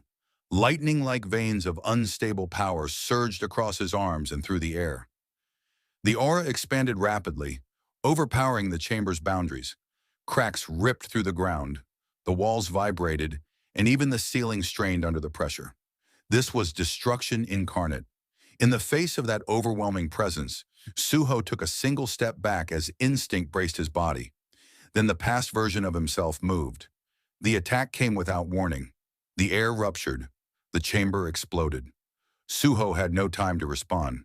There was no resistance, no defense, no moment to react. The strike erased him. In an instant, nothing of his physical form remained. No bones, no fragments, not even dust. Only a violent smear of blood stained the floor, marking the spot where he had stood before being annihilated. Silence returned to the chamber, cold and absolute. In the far corner, 3 blue flames hovered as silent observers. One of them flickered violently, then sputtered out. Only 2 flames remained. A violent gasp escaped Suho as his body reformed within the respawn chamber, emerging from darkness like a figure pulled back from nothingness. His knees buckled the instant his feet struck the cold stone floor, and he collapsed forward with labored, uneven breaths. No wounds marked his skin, yet a hollow, soul-deep ache clung to him. Dizzy and unsteady, he grasped his head as the truth settled over him. This chamber was the place he returned to whenever he died inside the dungeon. His vision wavered, pupils trembling from the trauma of his previous death. Though his breathing gradually steadied, his thoughts continued to crash into one another. The realization of what he had just faced, an impossibly powerful version of himself, pressed down on him like a physical weight. But he refused to surrender to despair. The system had never placed obstacles without purpose. Every challenge existed to push him toward growth, not ruin. If one path had led to death, then another must exist. His gaze shifted toward the vast labyrinth ahead. Unlike the straightforward arenas he had experienced before, this dungeon sprawled into countless corridors and chambers. The supposed boss room he discovered earlier had been positioned too randomly.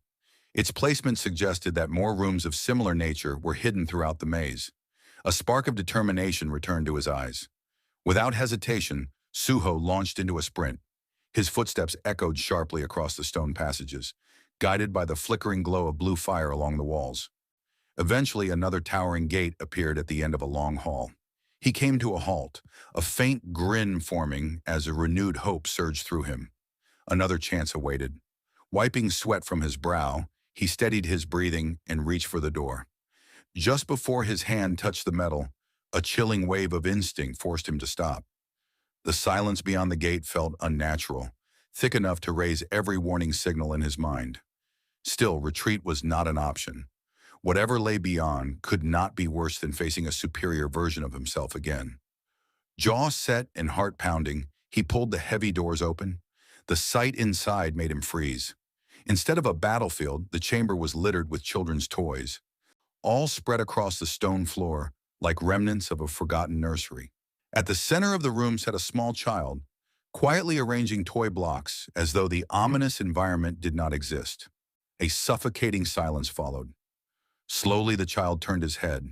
The boy's once innocent expression darkened, revealing an unsettling intensity far beyond his years. Recognition washed over Suho. The child was him, Suho from years long past, unmistakable despite his small frame. A cold unease spread through him as he staggered back. The dungeon had forced him to face himself once already, but now it conjured the image of his younger self. It seemed absurd, yet the resemblance was undeniable. Before he could process it further, the toys scattered across the floor began to rise. Dolls, wooden horses, and puzzle pieces floated into the air, as if lifted by invisible strings. A moment later, the child himself ascended, suspended weightlessly as a dense, pitch-black aura enveloped him. The oppressive pressure transformed the chamber. The air thickened, bending under a force that twisted the space itself. Suho attempted to move but discovered he could not. Panic surged as he strained against the unseen restraint. Then he recognized the sensation. It was ruler's authority. Still floating, the child lifted one hand, pointing a single finger toward Suho with a disturbingly calm gesture.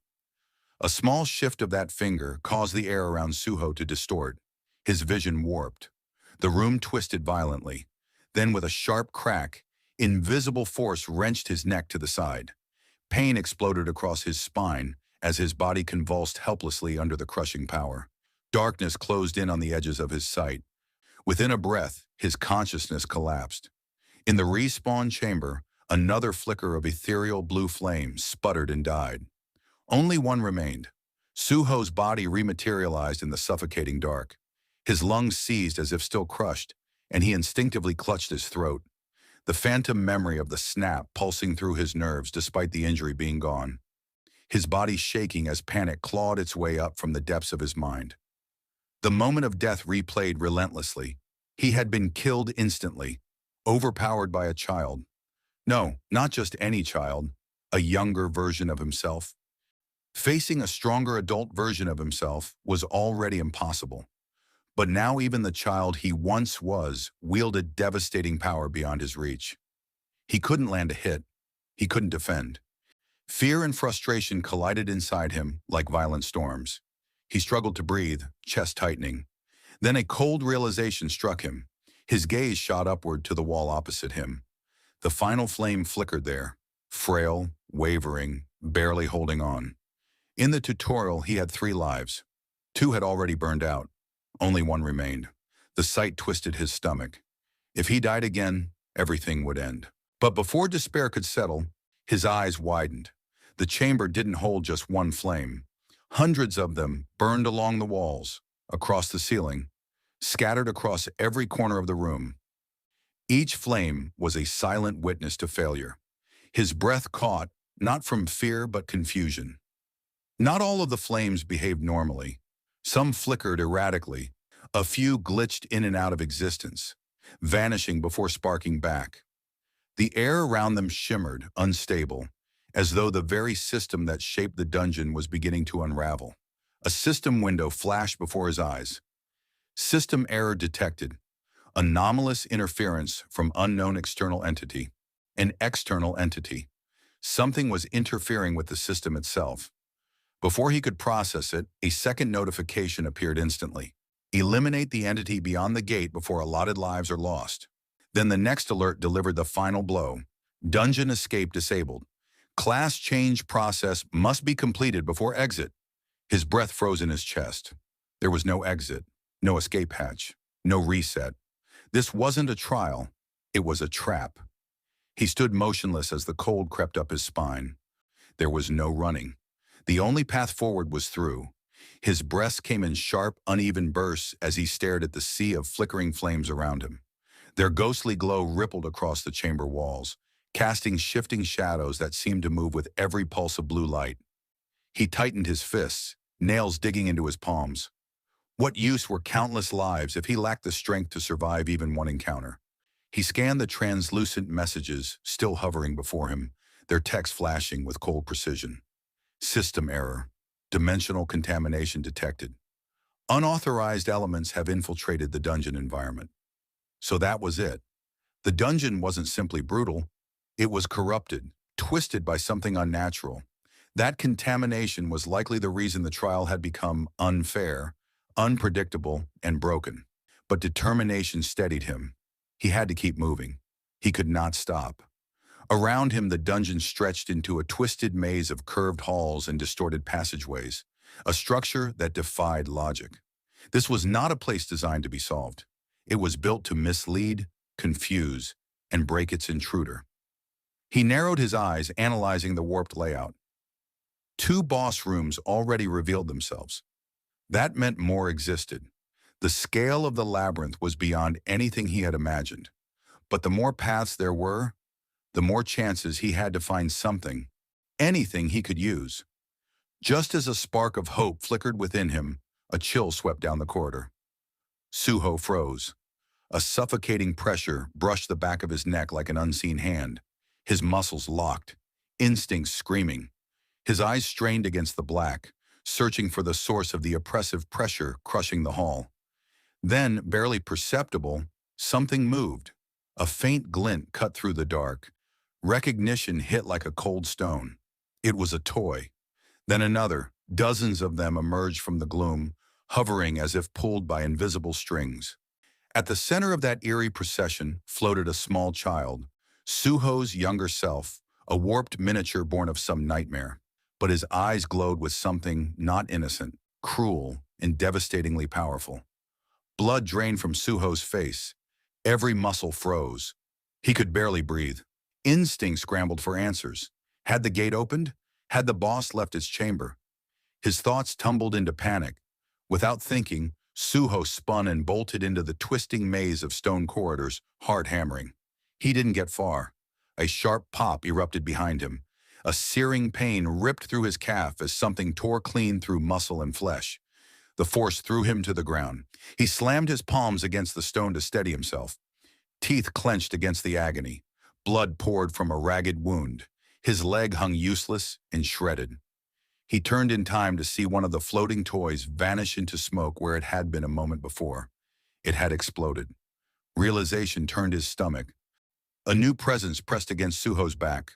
Colder, heavier, stronger. His veins went ice cold as a massive shadow fell over him. A single measured footstep echoed through the corridor. He turned and immediately regretted it. His old self stood before him, the version shaped by the brutal tutorial, the one who had killed with a casual flick of the wrist. The tutorial version of him moved with inhuman speed. A single brutal sweep of his leg struck true. The world went black as Suho's head was severed clean from his shoulders. Then the respawn hit. He reappeared at the hands trembling with rage. He staggered to his feet and slammed his fist against the nearest stone, knuckles bruising from the impact. He scrubbed a hand down his face in slow frustration. Then something in Suho shifted. Understanding sparked behind his eyes and, with it, a stubborn grin. If he was respawning at the starting point, then the torches must truly represent his lives. That changed the calculus. If his objective was to beat a boss locked inside a room, then he didn't have to confront every roaming threat. He could find a different boss room, one he could actually win. The realization steadied him. His eyes narrowed, a cold ember of resolve flared. Before he could move, the floor trembled again. Starker Suho reappeared, silent, oppressive, and utterly merciless.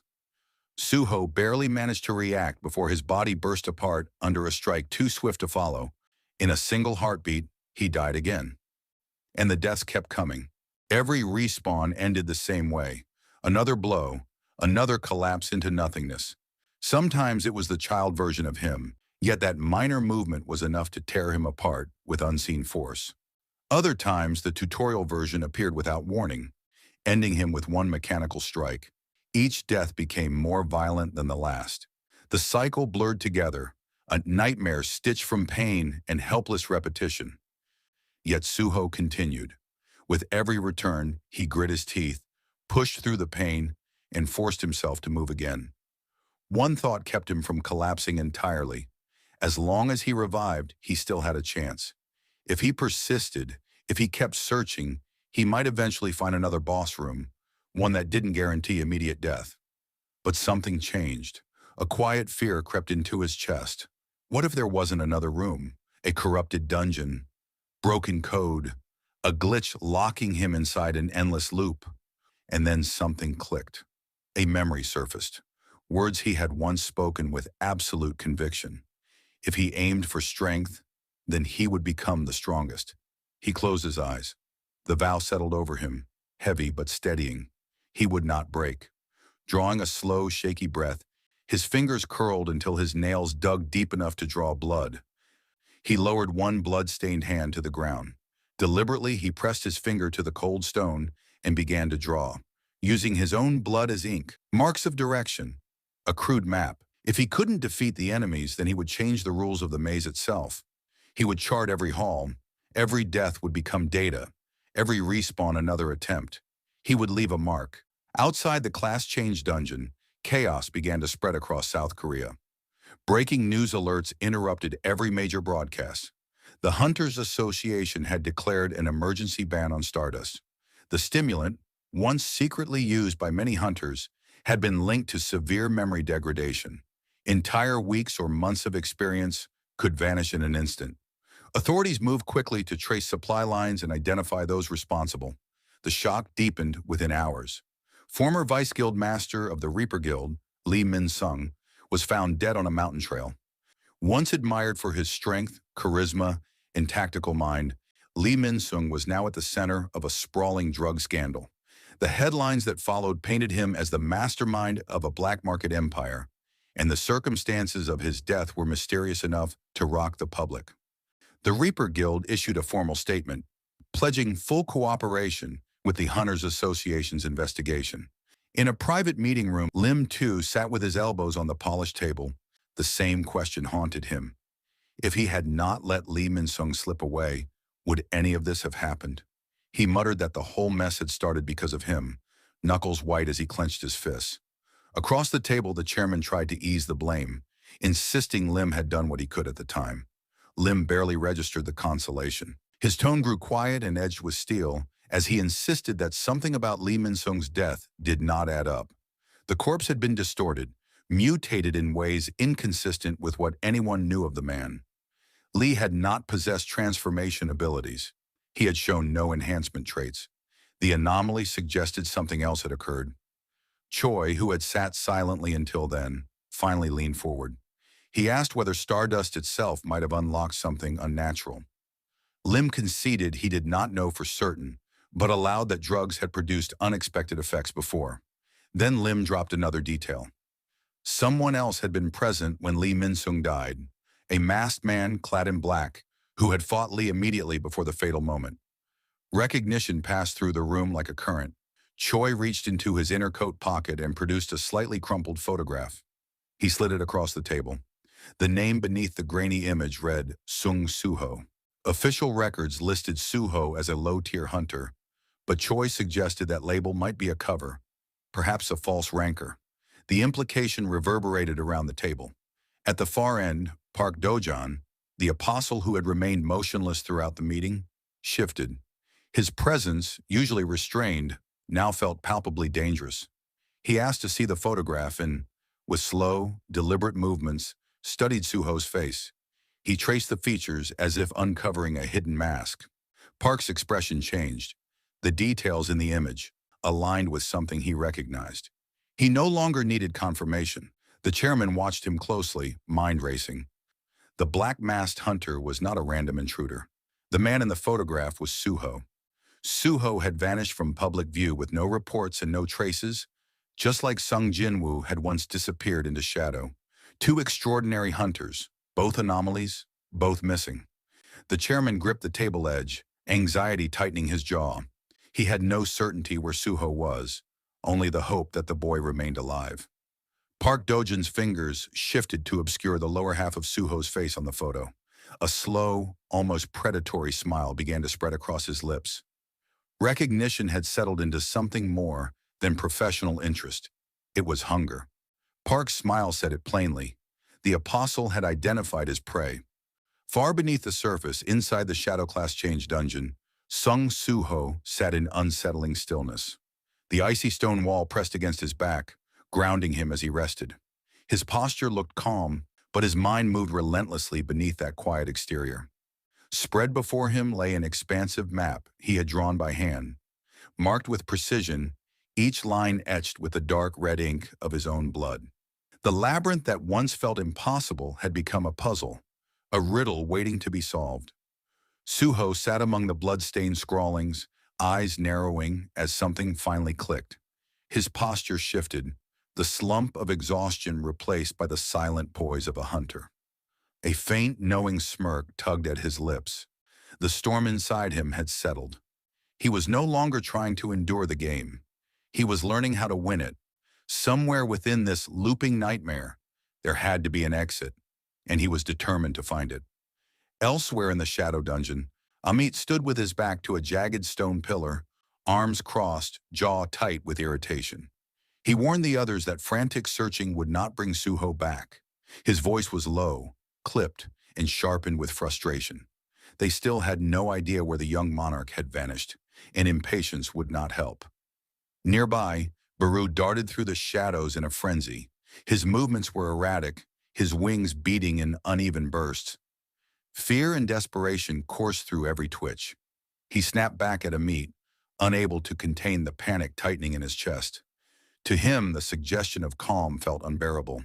His voice cracked, revealing the fear beneath his armored loyalty. Every moment Suho remained missing felt suffocating. Isol, standing close by, lowered her gaze. Even she, always composed, could not hide the dread weighing on her heart. She reminded them that it had been 2 weeks since Suho entered the gate. Ahmet didn't respond immediately. At last he spoke, slower this time, acknowledging their fear. But he asked them something pointed. Were they truly seeing Suho for who he had become? He explained that unlike them, he had never met the original Shadow Monarch. He had not witnessed the legendary figure they all compared Suho to. Instead, he had seen Suho himself, training beyond his limits, bleeding through broken ribs, enduring trials no ordinary person could withstand. He had watched him break and rise again without complaint. Suho was not weak. He was not lost, and he was no longer a child. Amit's conviction filled the room, grounding the others. Baru's wings lowered. Ezel's tension eased. Doubt faded just enough to breathe. After a quiet moment, Ezel exhaled and allowed a small, fragile smile. She admitted Amit was right. Suho had always faced the impossible with his head held high. All they could do now was wait and believe he would return. Deep within the class-change dungeon, a violent surge of energy erupted around Sung Suho. His heartbeat thundered like war drums while he sprinted forward, eyes burning with fierce determination. His fists tightened until his knuckles turned bone white, battle heat flooding through every muscle.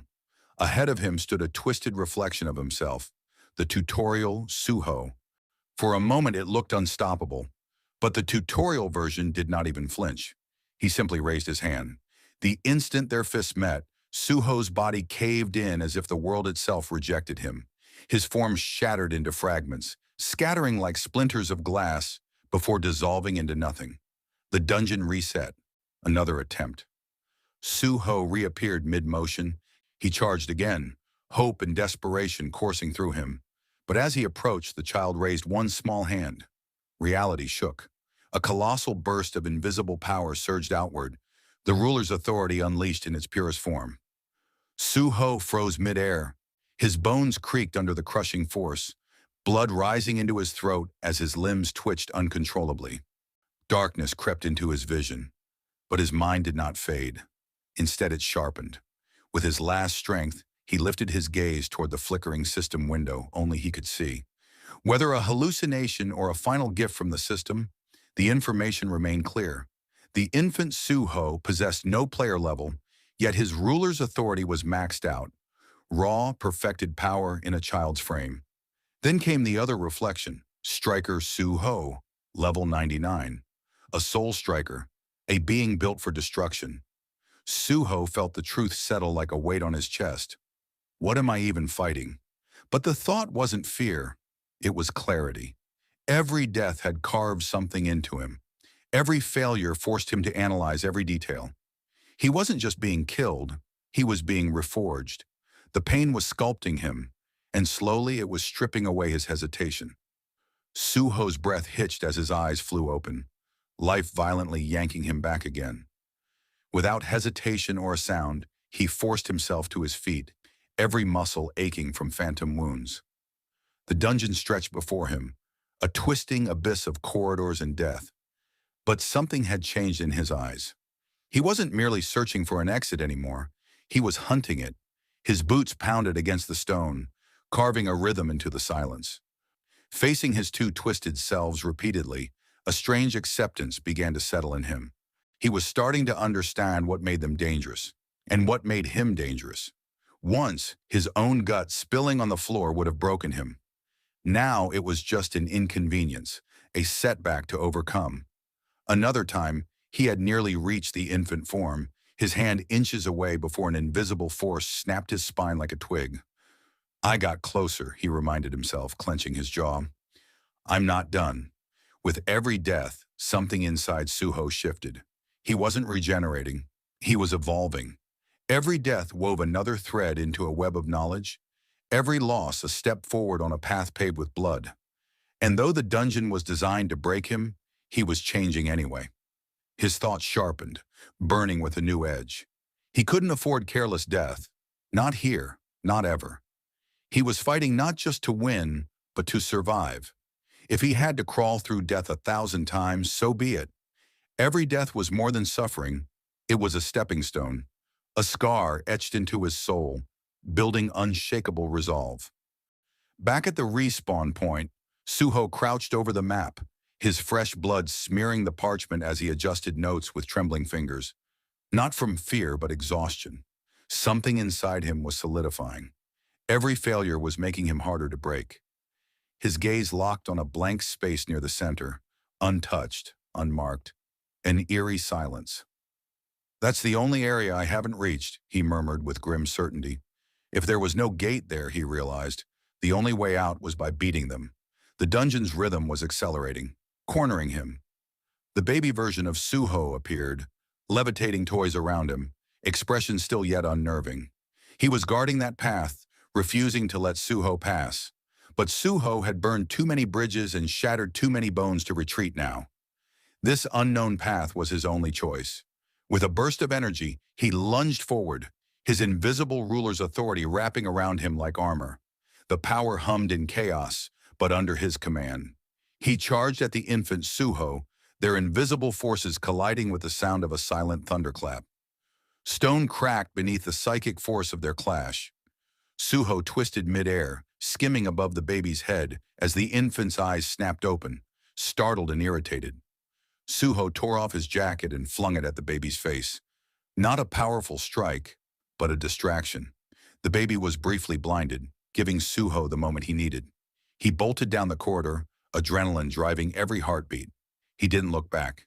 His eyes caught sight of a narrow, dimly lit hallway, veiled in shadows, the last unmarked path on the map. Recognition struck him like a jolt of electricity. His chest tightened, not with fear but a flicker of hope. Every step echoed with purpose, focusing all doubt into a desperate prayer. Let this time be different. Ahead, an ornate gate emerged, towering and weathered as if waiting for him. The third gate. Suho halted abruptly, eyes wide with disbelief, as time seemed to slow around him. The gate was real.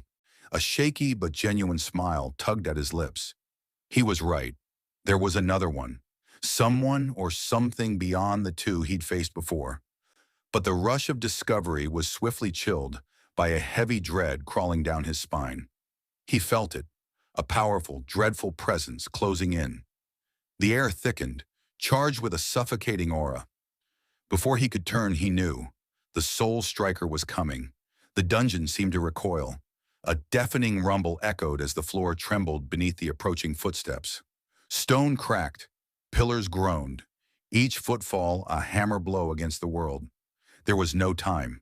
Driven by desperation, Suho lunged at the gate, his palms pressing against cold iron, fingers slick with blood and sweat as he grasped the handles. He had to get through. If those two guarded this path, this gate was what they sought to keep him from reaching. Behind him, the temperature dropped, not physically but spiritually. An overwhelming aura slammed into him like a tidal wave. It was not just power. It was absolute authority, born from sheer dominance. Then he felt it, sharper than anything. The Soul Striker had arrived. Suho turned his head slowly, almost unwillingly. There, the figure approached with lethal grace, the very walls bending under his aura. His eyes locked on Suho. The Soul Striker's suffocating presence pressed in like an invisible storm, every step eerily smooth and precise, void of rage but filled with deadly certainty. Then, without warning, the Soul Striker surged forward, a blur of raw speed and lethal intent. His hand cloaked in dark, otherworldly energy reached out like a scythe of fate. Desperation surged through Suho's mind. No time, no chance to dodge. But then a sudden thought sparked.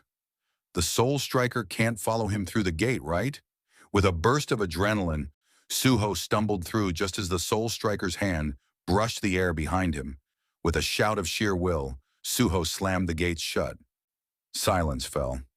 Suho stood hunched, chest heaving, sweat drenched, heart thundering. "I finally got away from those two," he whispered, breath barely audible. But comfort was fleeting. Unease crept back. Suho's mind flashed to the others, the infant version and the Soul Striker, distorted echoes of himself. This thought coiled around his chest like a serpent. There was another version inside this room, beyond that gate. It wouldn't exist unless something or someone was waiting. Could it be him from the early tutorial days, or the broken version crushed by pressure? A sharp cold ran down his spine as his instincts flared. Slowly he turned, tense and breath caught. Someone was there. A figure emerged from the room's far end, stepping into the faint glow from the dungeon's fractured walls. The footfalls were deliberate and filled with purpose. As the figure came fully into view, Suho's heart stuttered. It was himself, but not the innocent child or the Soul Striker. This one carried an oppressive aura, making the air tremble. His eyes gleamed piercing blue, radiating cold malice. His expression was stone-carved into a cruel smile, devoid of empathy or hesitation, just pure, distilled bloodlust. Suho stepped back in shock. This version showed no emotion, only a cold, vacant stare, chilling him to the core. As the figure stepped fully into the light, two twin blades glimmered in his hands, pulsing with dangerous energy. Suho pulled up the figure's stats. Sung Suho, level 32. Suho blinked, then smirked confidently as his own stats came into view. Level 40, superior in every category, especially strength. This is doable, he thought, ready for the challenge ahead.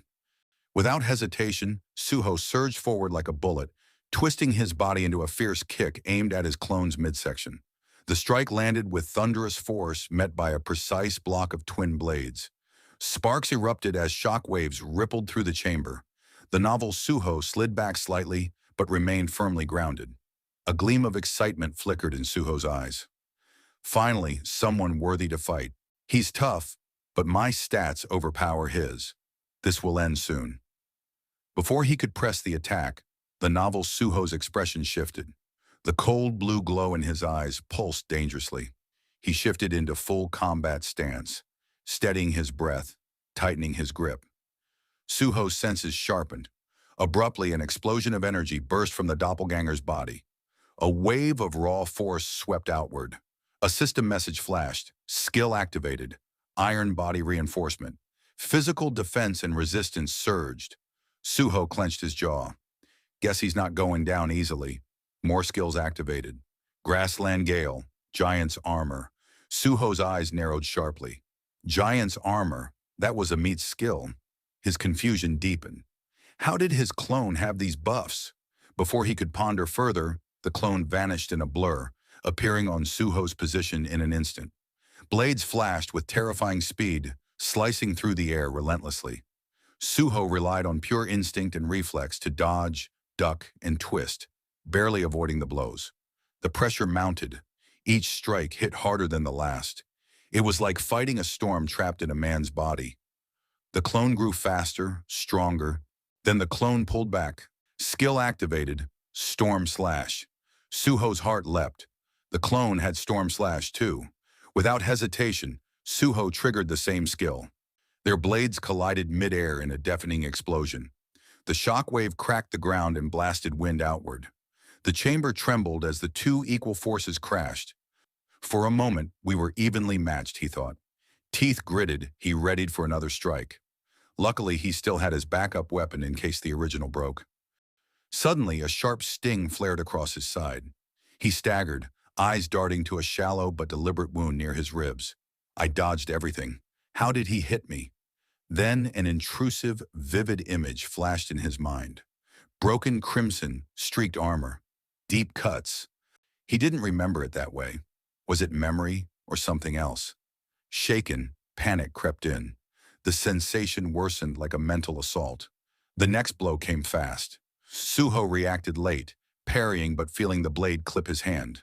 Another vision, this time riding on Miho's back, wind rushing past. That's not my memory. Suho stumbled back, chest heaving, weapon clenched tightly. Sweat covered his brow. A chilling realization sank in. The more he was wounded, the more these foreign memories appeared. They weren't his. Pain flared in his body, but his mind teetered on chaos. But his eyes, though clouded with doubt, locked onto the doppelganger. This wasn't just a physical battle, it was a mental assault. His opponent aimed to break him completely. The pressure escalated. The novel Suho's expression darkened. His eyes glowed faintly. Finally he spoke, a voice cutting through the chaos. Awaken. The ground quaked, and shadows twisted unnaturally beneath the clone's feet, spreading like ink spilled in water. From the darkness, a figure materialized, fully armored, a shadow knight. Without hesitation, the knight lunged, sword raised, aiming to strike Suho down.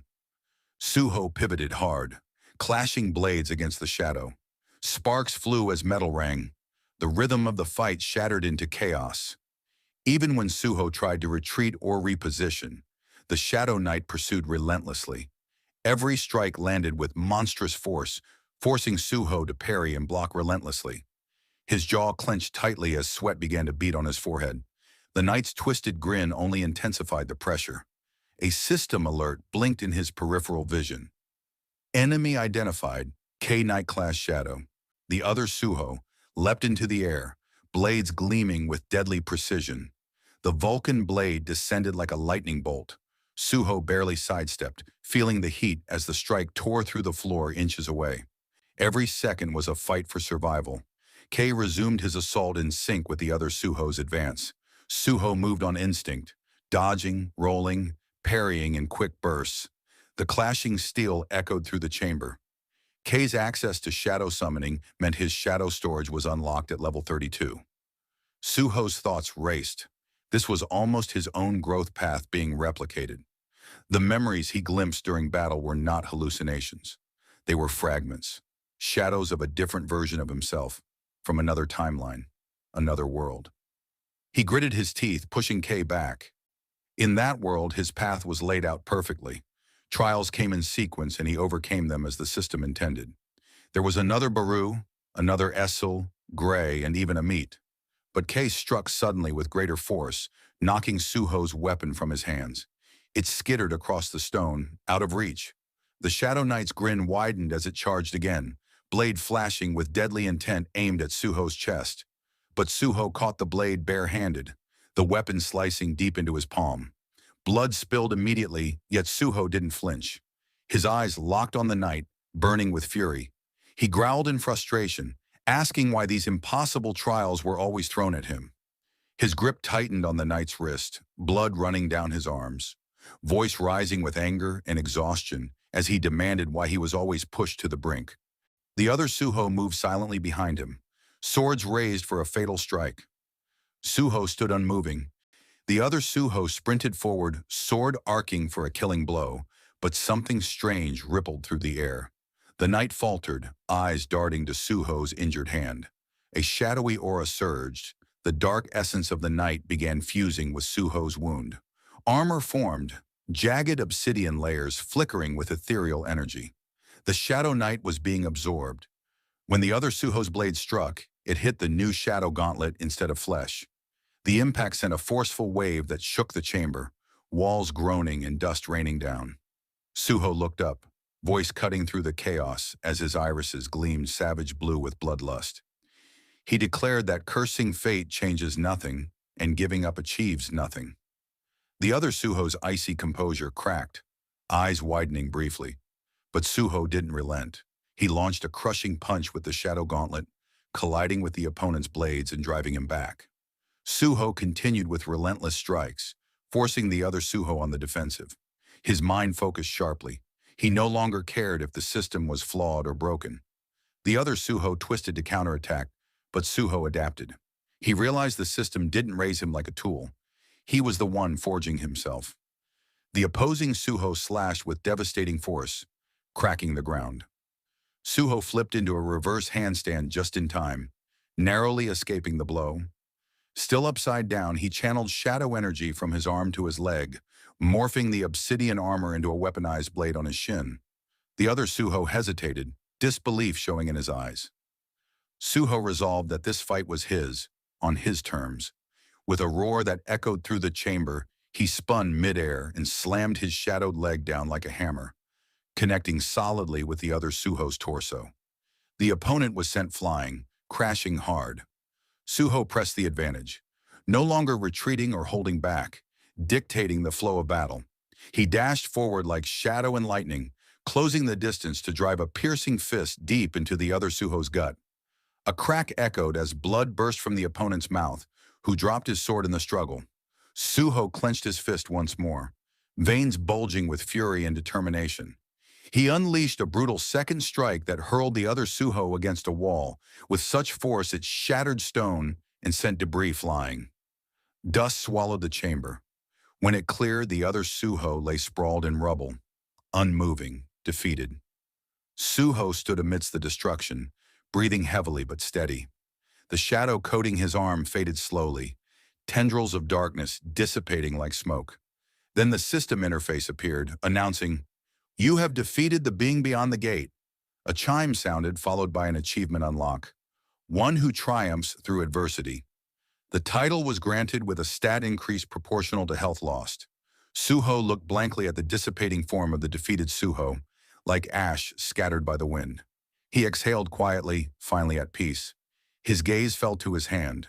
Though most of the shadow had vanished, a faint pulse of shadow lingered. Suddenly, notifications shimmered on screen, analyzing player decisions, resilience, and achievements. Despite hundreds of deaths, mental fortitude was maintained. More messages appeared rapidly. Finally, the system offered a choice of evolution based on his performance. 3 glowing orbs appeared, each pulsing with distinct energy. Suho stepped forward, heart pounding with anticipation. This time, the path he chose would be his alone. The first orb revealed itself as the successor of Shadows, a predetermined and unwavering path with strength. The second orb flickered to life as Soul Striker, an enigmatic class rooted in his history. It promised growth based on past experience, but demanded a brutal reset. The third orb glowed without a name, only a prompt. A recommended class based on player traits, evolving into a hidden class after a personal quest. Shadow skills would be lost. No guarantees, no clarity, only a leap into the unknown. Suho's chest rose and fell with controlled breaths as fury stirred beneath. The first orb chained him. The second reset him. The third stripped him of everything and plunged him into the unknown. His eyes darkened with raw emotion and trembling hands. Not from fear, but the weight of countless deaths, torment and betrayal by the system. He growled, rage thick in his voice, refusing to be the system's puppet any longer. With sudden defiance, Suho swept his hands through the air and chose all 3 classes simultaneously. The energies clashed violently, twisting and resisting fusion. But Suho didn't stop. He roared, declaring he wouldn't choose. He would take them all. With unrelenting will, he slammed his palm on the merging orbs, triggering a blinding explosion of energy that filled the boss room with brilliant light, tearing through every crevice. The orbs fused into a single core of power. The system chimed, initiating class override. All conditions met. Class transformation complete. The scene shifted deep within the shadow dungeon.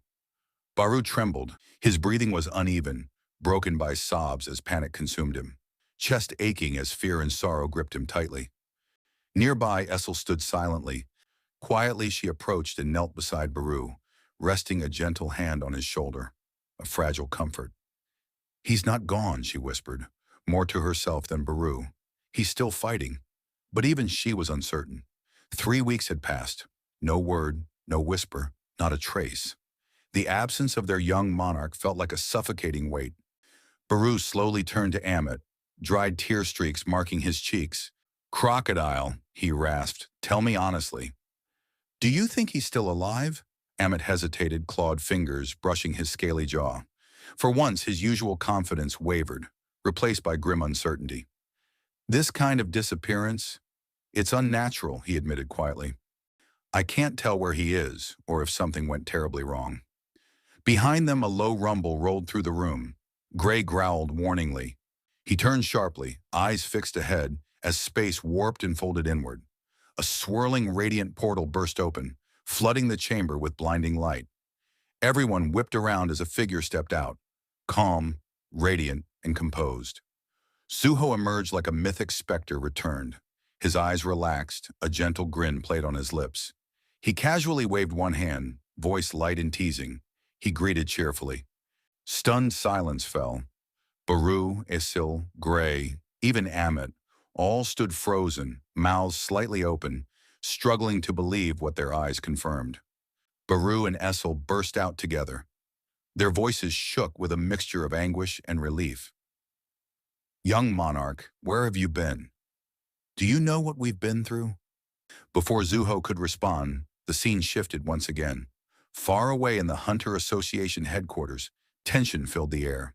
In a quiet meeting room, Jinho stood hunched over a polished table, dark eyes weighed down with fatigue and worry.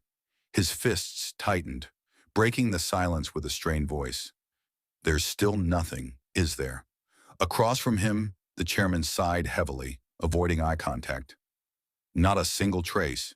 No reports, no sightings, not a rumor." It's as if Suho vanished from the earth.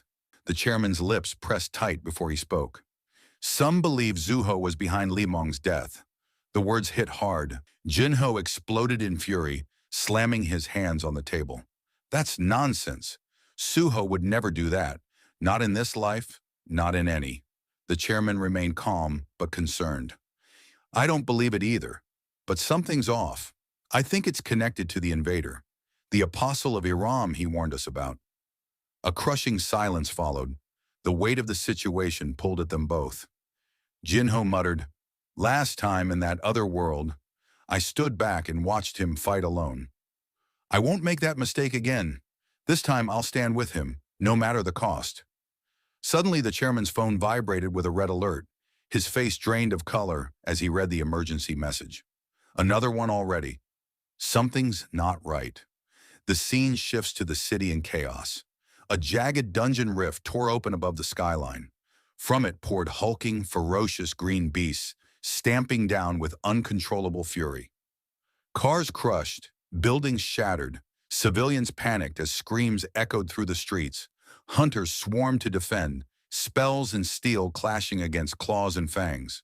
A young hunter braced behind his shield as a beast charged. The barrier shattered instantly, hurling him into the street. The creature grabbed him, crushing bones mercilessly as more high-rank hunters arrived to contain the destruction. Faces grim, one shouted above the chaos, "A dungeon break this massive, right here. Where are the guilds? Isn't this their zone?" No one had answers. Only the savage roars and crumbling steel filled the air.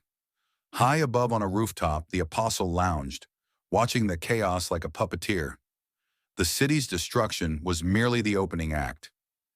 "If I'm to strike at the Hunter Association's core," he mused coldly, "I need more than noise. I need impact, a legacy they can't forget." With a cruel smirk, he muttered, "Humans forget the first brave fool who dies. But they remember the one who steals the limelight, the loudest, the fiercest." Below, hunters rallied behind a veteran B rank named Wang Zhang. He struck with precise slashes, cutting through monsters who screamed in pain, their fury doubling as they staggered. From the rooftop, the apostle's mocking voice filled the air, as yellow energy sparked around him, controlling a monster whose strength surged unnaturally. The beast's tail smashed into the battlefield with devastating force, throwing hunters off their feet. Huang Jiahyang barely registered before the blow struck, ribs caving, blood spraying as he was slammed against concrete and buried under rubble. His body twitched under relentless strikes, bones snapping, hope shattered. Nearby, a trembling D-rank hunter clutched his sword, overwhelmed with fear as monsters closed in. He raised his arms to shield himself, bracing for death. But death didn't come. A thunderclap of violet light tore through the battlefield. A blur shot past, moving faster than the eye could see. With a sharp twist, the figure slammed his heel into a monster's face, cracking its skull and sending it crashing. Suho moved like a living weapon, swift, lethal, dismantling the monsters one by one. By the fourth fallen beast, silence blanketed the area. The surviving hunter stood stunned. Suho landed softly amidst the carnage, the dark folds of his coat fluttering behind him. His face was concealed behind his signature shadowed mask, flickering with dark energy. Even in the silence, his presence was suffocating, an aura thick with killing intent and unnatural power. The dank hunter's heart skipped a beat. That mask, could it be the one who had soloed an entire raid team? Yet he was only a D rank. It made no sense, but the shattered bodies around them proved it. Suho raised one hand, dark mana spiraling around his arm like mist coils. His eyes shimmered a sinister violet beneath the mask. He murmured to himself, hoping to test his new class in real combat. He swept his gaze over the battlefield littered with fallen monsters and issued a command. Arise. A pulse of unholy energy rippled through the air. Shadows beneath the slain beasts churned and twisted, figures clawing free from darkness. Not fully alive, yet not dead. The entire horde reacted as the monster's shadows slithered across the ground toward Suho, forming an eerie procession at his feet. With deliberate motion, Suho lifted his other hand, commanding the shadows to disperse into the city like a phantom legion sent to conquer. The D-rank hunter stumbled back, overwhelmed and speechless. Before he could process, the shadows shifted toward fallen hunters, but instead of consuming them, the darkness clothed them. The shadows wrapped around their limbs, forming sleek black armor. Weapons shimmered into existence. Blades, shields, bows. The stunned Dank looked down to see his gear replaced. His rusted weapon was gone, replaced by a curved obsidian blade pulsing with dark light. He whispered in awe and confusion, questioning why he wore black tier equipment. Baru's astonished voice pierced the silence. He locked eyes onto the shadow-forged gear and asked if Suho could now grant shadow gear to others. Suho turned calmly, the battlefield noise fading as he explained that what Baru saw was not an enhancement or transformation. These were real items recognized by the system. A sharp digital tone rang. A blue hologram appeared, displaying the stats of the Shadow Naga Warrior's polearm, a common grade registered item. The hunter inspected it in disbelief. Energy surged through him, making his muscles more responsive, his movements faster. He wondered if his body was being strengthened too.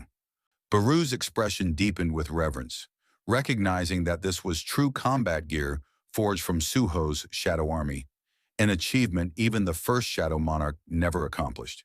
He whispered, acknowledging this as the power of the new undefined class, the irregular white shadow, unbound by past rules.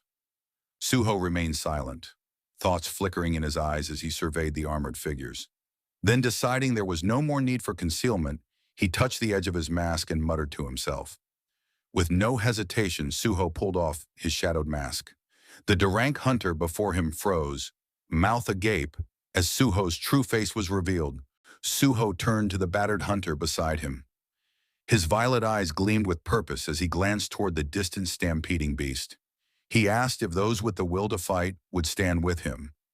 High above, the apostle rose, his wild grin fading into unease. His hands clenched as he recognized Suho's technique, something unrecorded and dangerous. He locked his gaze on Suho like a predator sizing up a rival. The apostle smirked, wondering if Suho's defiance was his way of rejecting the darkness and the burden borne by the monarch before him. Back on the ground, Suho and the remaining hunters, though bloody and battered, regrouped behind him, drawing strength from his presence. The earth trembled as the next monstrous wave charged, relentless. Suho stepped forward, eyes glowing brighter with sinister violet light, fury and determination radiating from him. The air froze as a system message appeared. Player Sung Suho. Class, Irregular White Shadow. Title, One Who Conquered Adversity. Another message followed. New skill acquired. Shadow Creation, Level 1. Class exclusive, no mana cost. The skill allowed molding shadows into tangible constructs from imagination, creating permanent items that couldn't be converted to soldiers. The scene shifted to India, where the Azra Guild lay in ruins.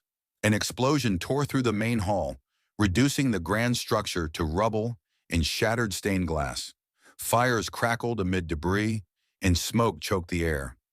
Underneath the wreckage, a bloodied hunter, barely conscious and gravely wounded beyond potion healing, whispered apologies to Suho for failing to repay what he had received. Around him, guild members lay still, like statues amid the devastation. From the carnage, a muscular giant named Thomas Andre emerged, rage blazing in his eyes. His gaze scanned the destruction silently before he growled about the culprit hiding in Korea. Without further words, he strode through smoke with his assistant, vowing that anyone who touched what was his would pay dearly. High above the sky, beyond satellite reach, endless clouds gathered. Suddenly, light cracked the heavens as a radiant portal shimmered into existence, swirling with celestial energy. Within the blinding gate stood a radiant figure, her features blurred in divine mist. It's Cha Hyen, Suho's mother. Beside her towered an enormous dragon, its shadow blotting out the stars as it coiled like smoke across the sky. The vision lingered, then faded into darkness. The episode ends here. That wraps up Season 1 of the Solo Leveling Ragnarok series Chapter 1 to 47. Thank you so much for watching. I truly appreciate your support. If you haven't subscribed yet, please consider doing so. Thanks again, and I'll see you in the next video.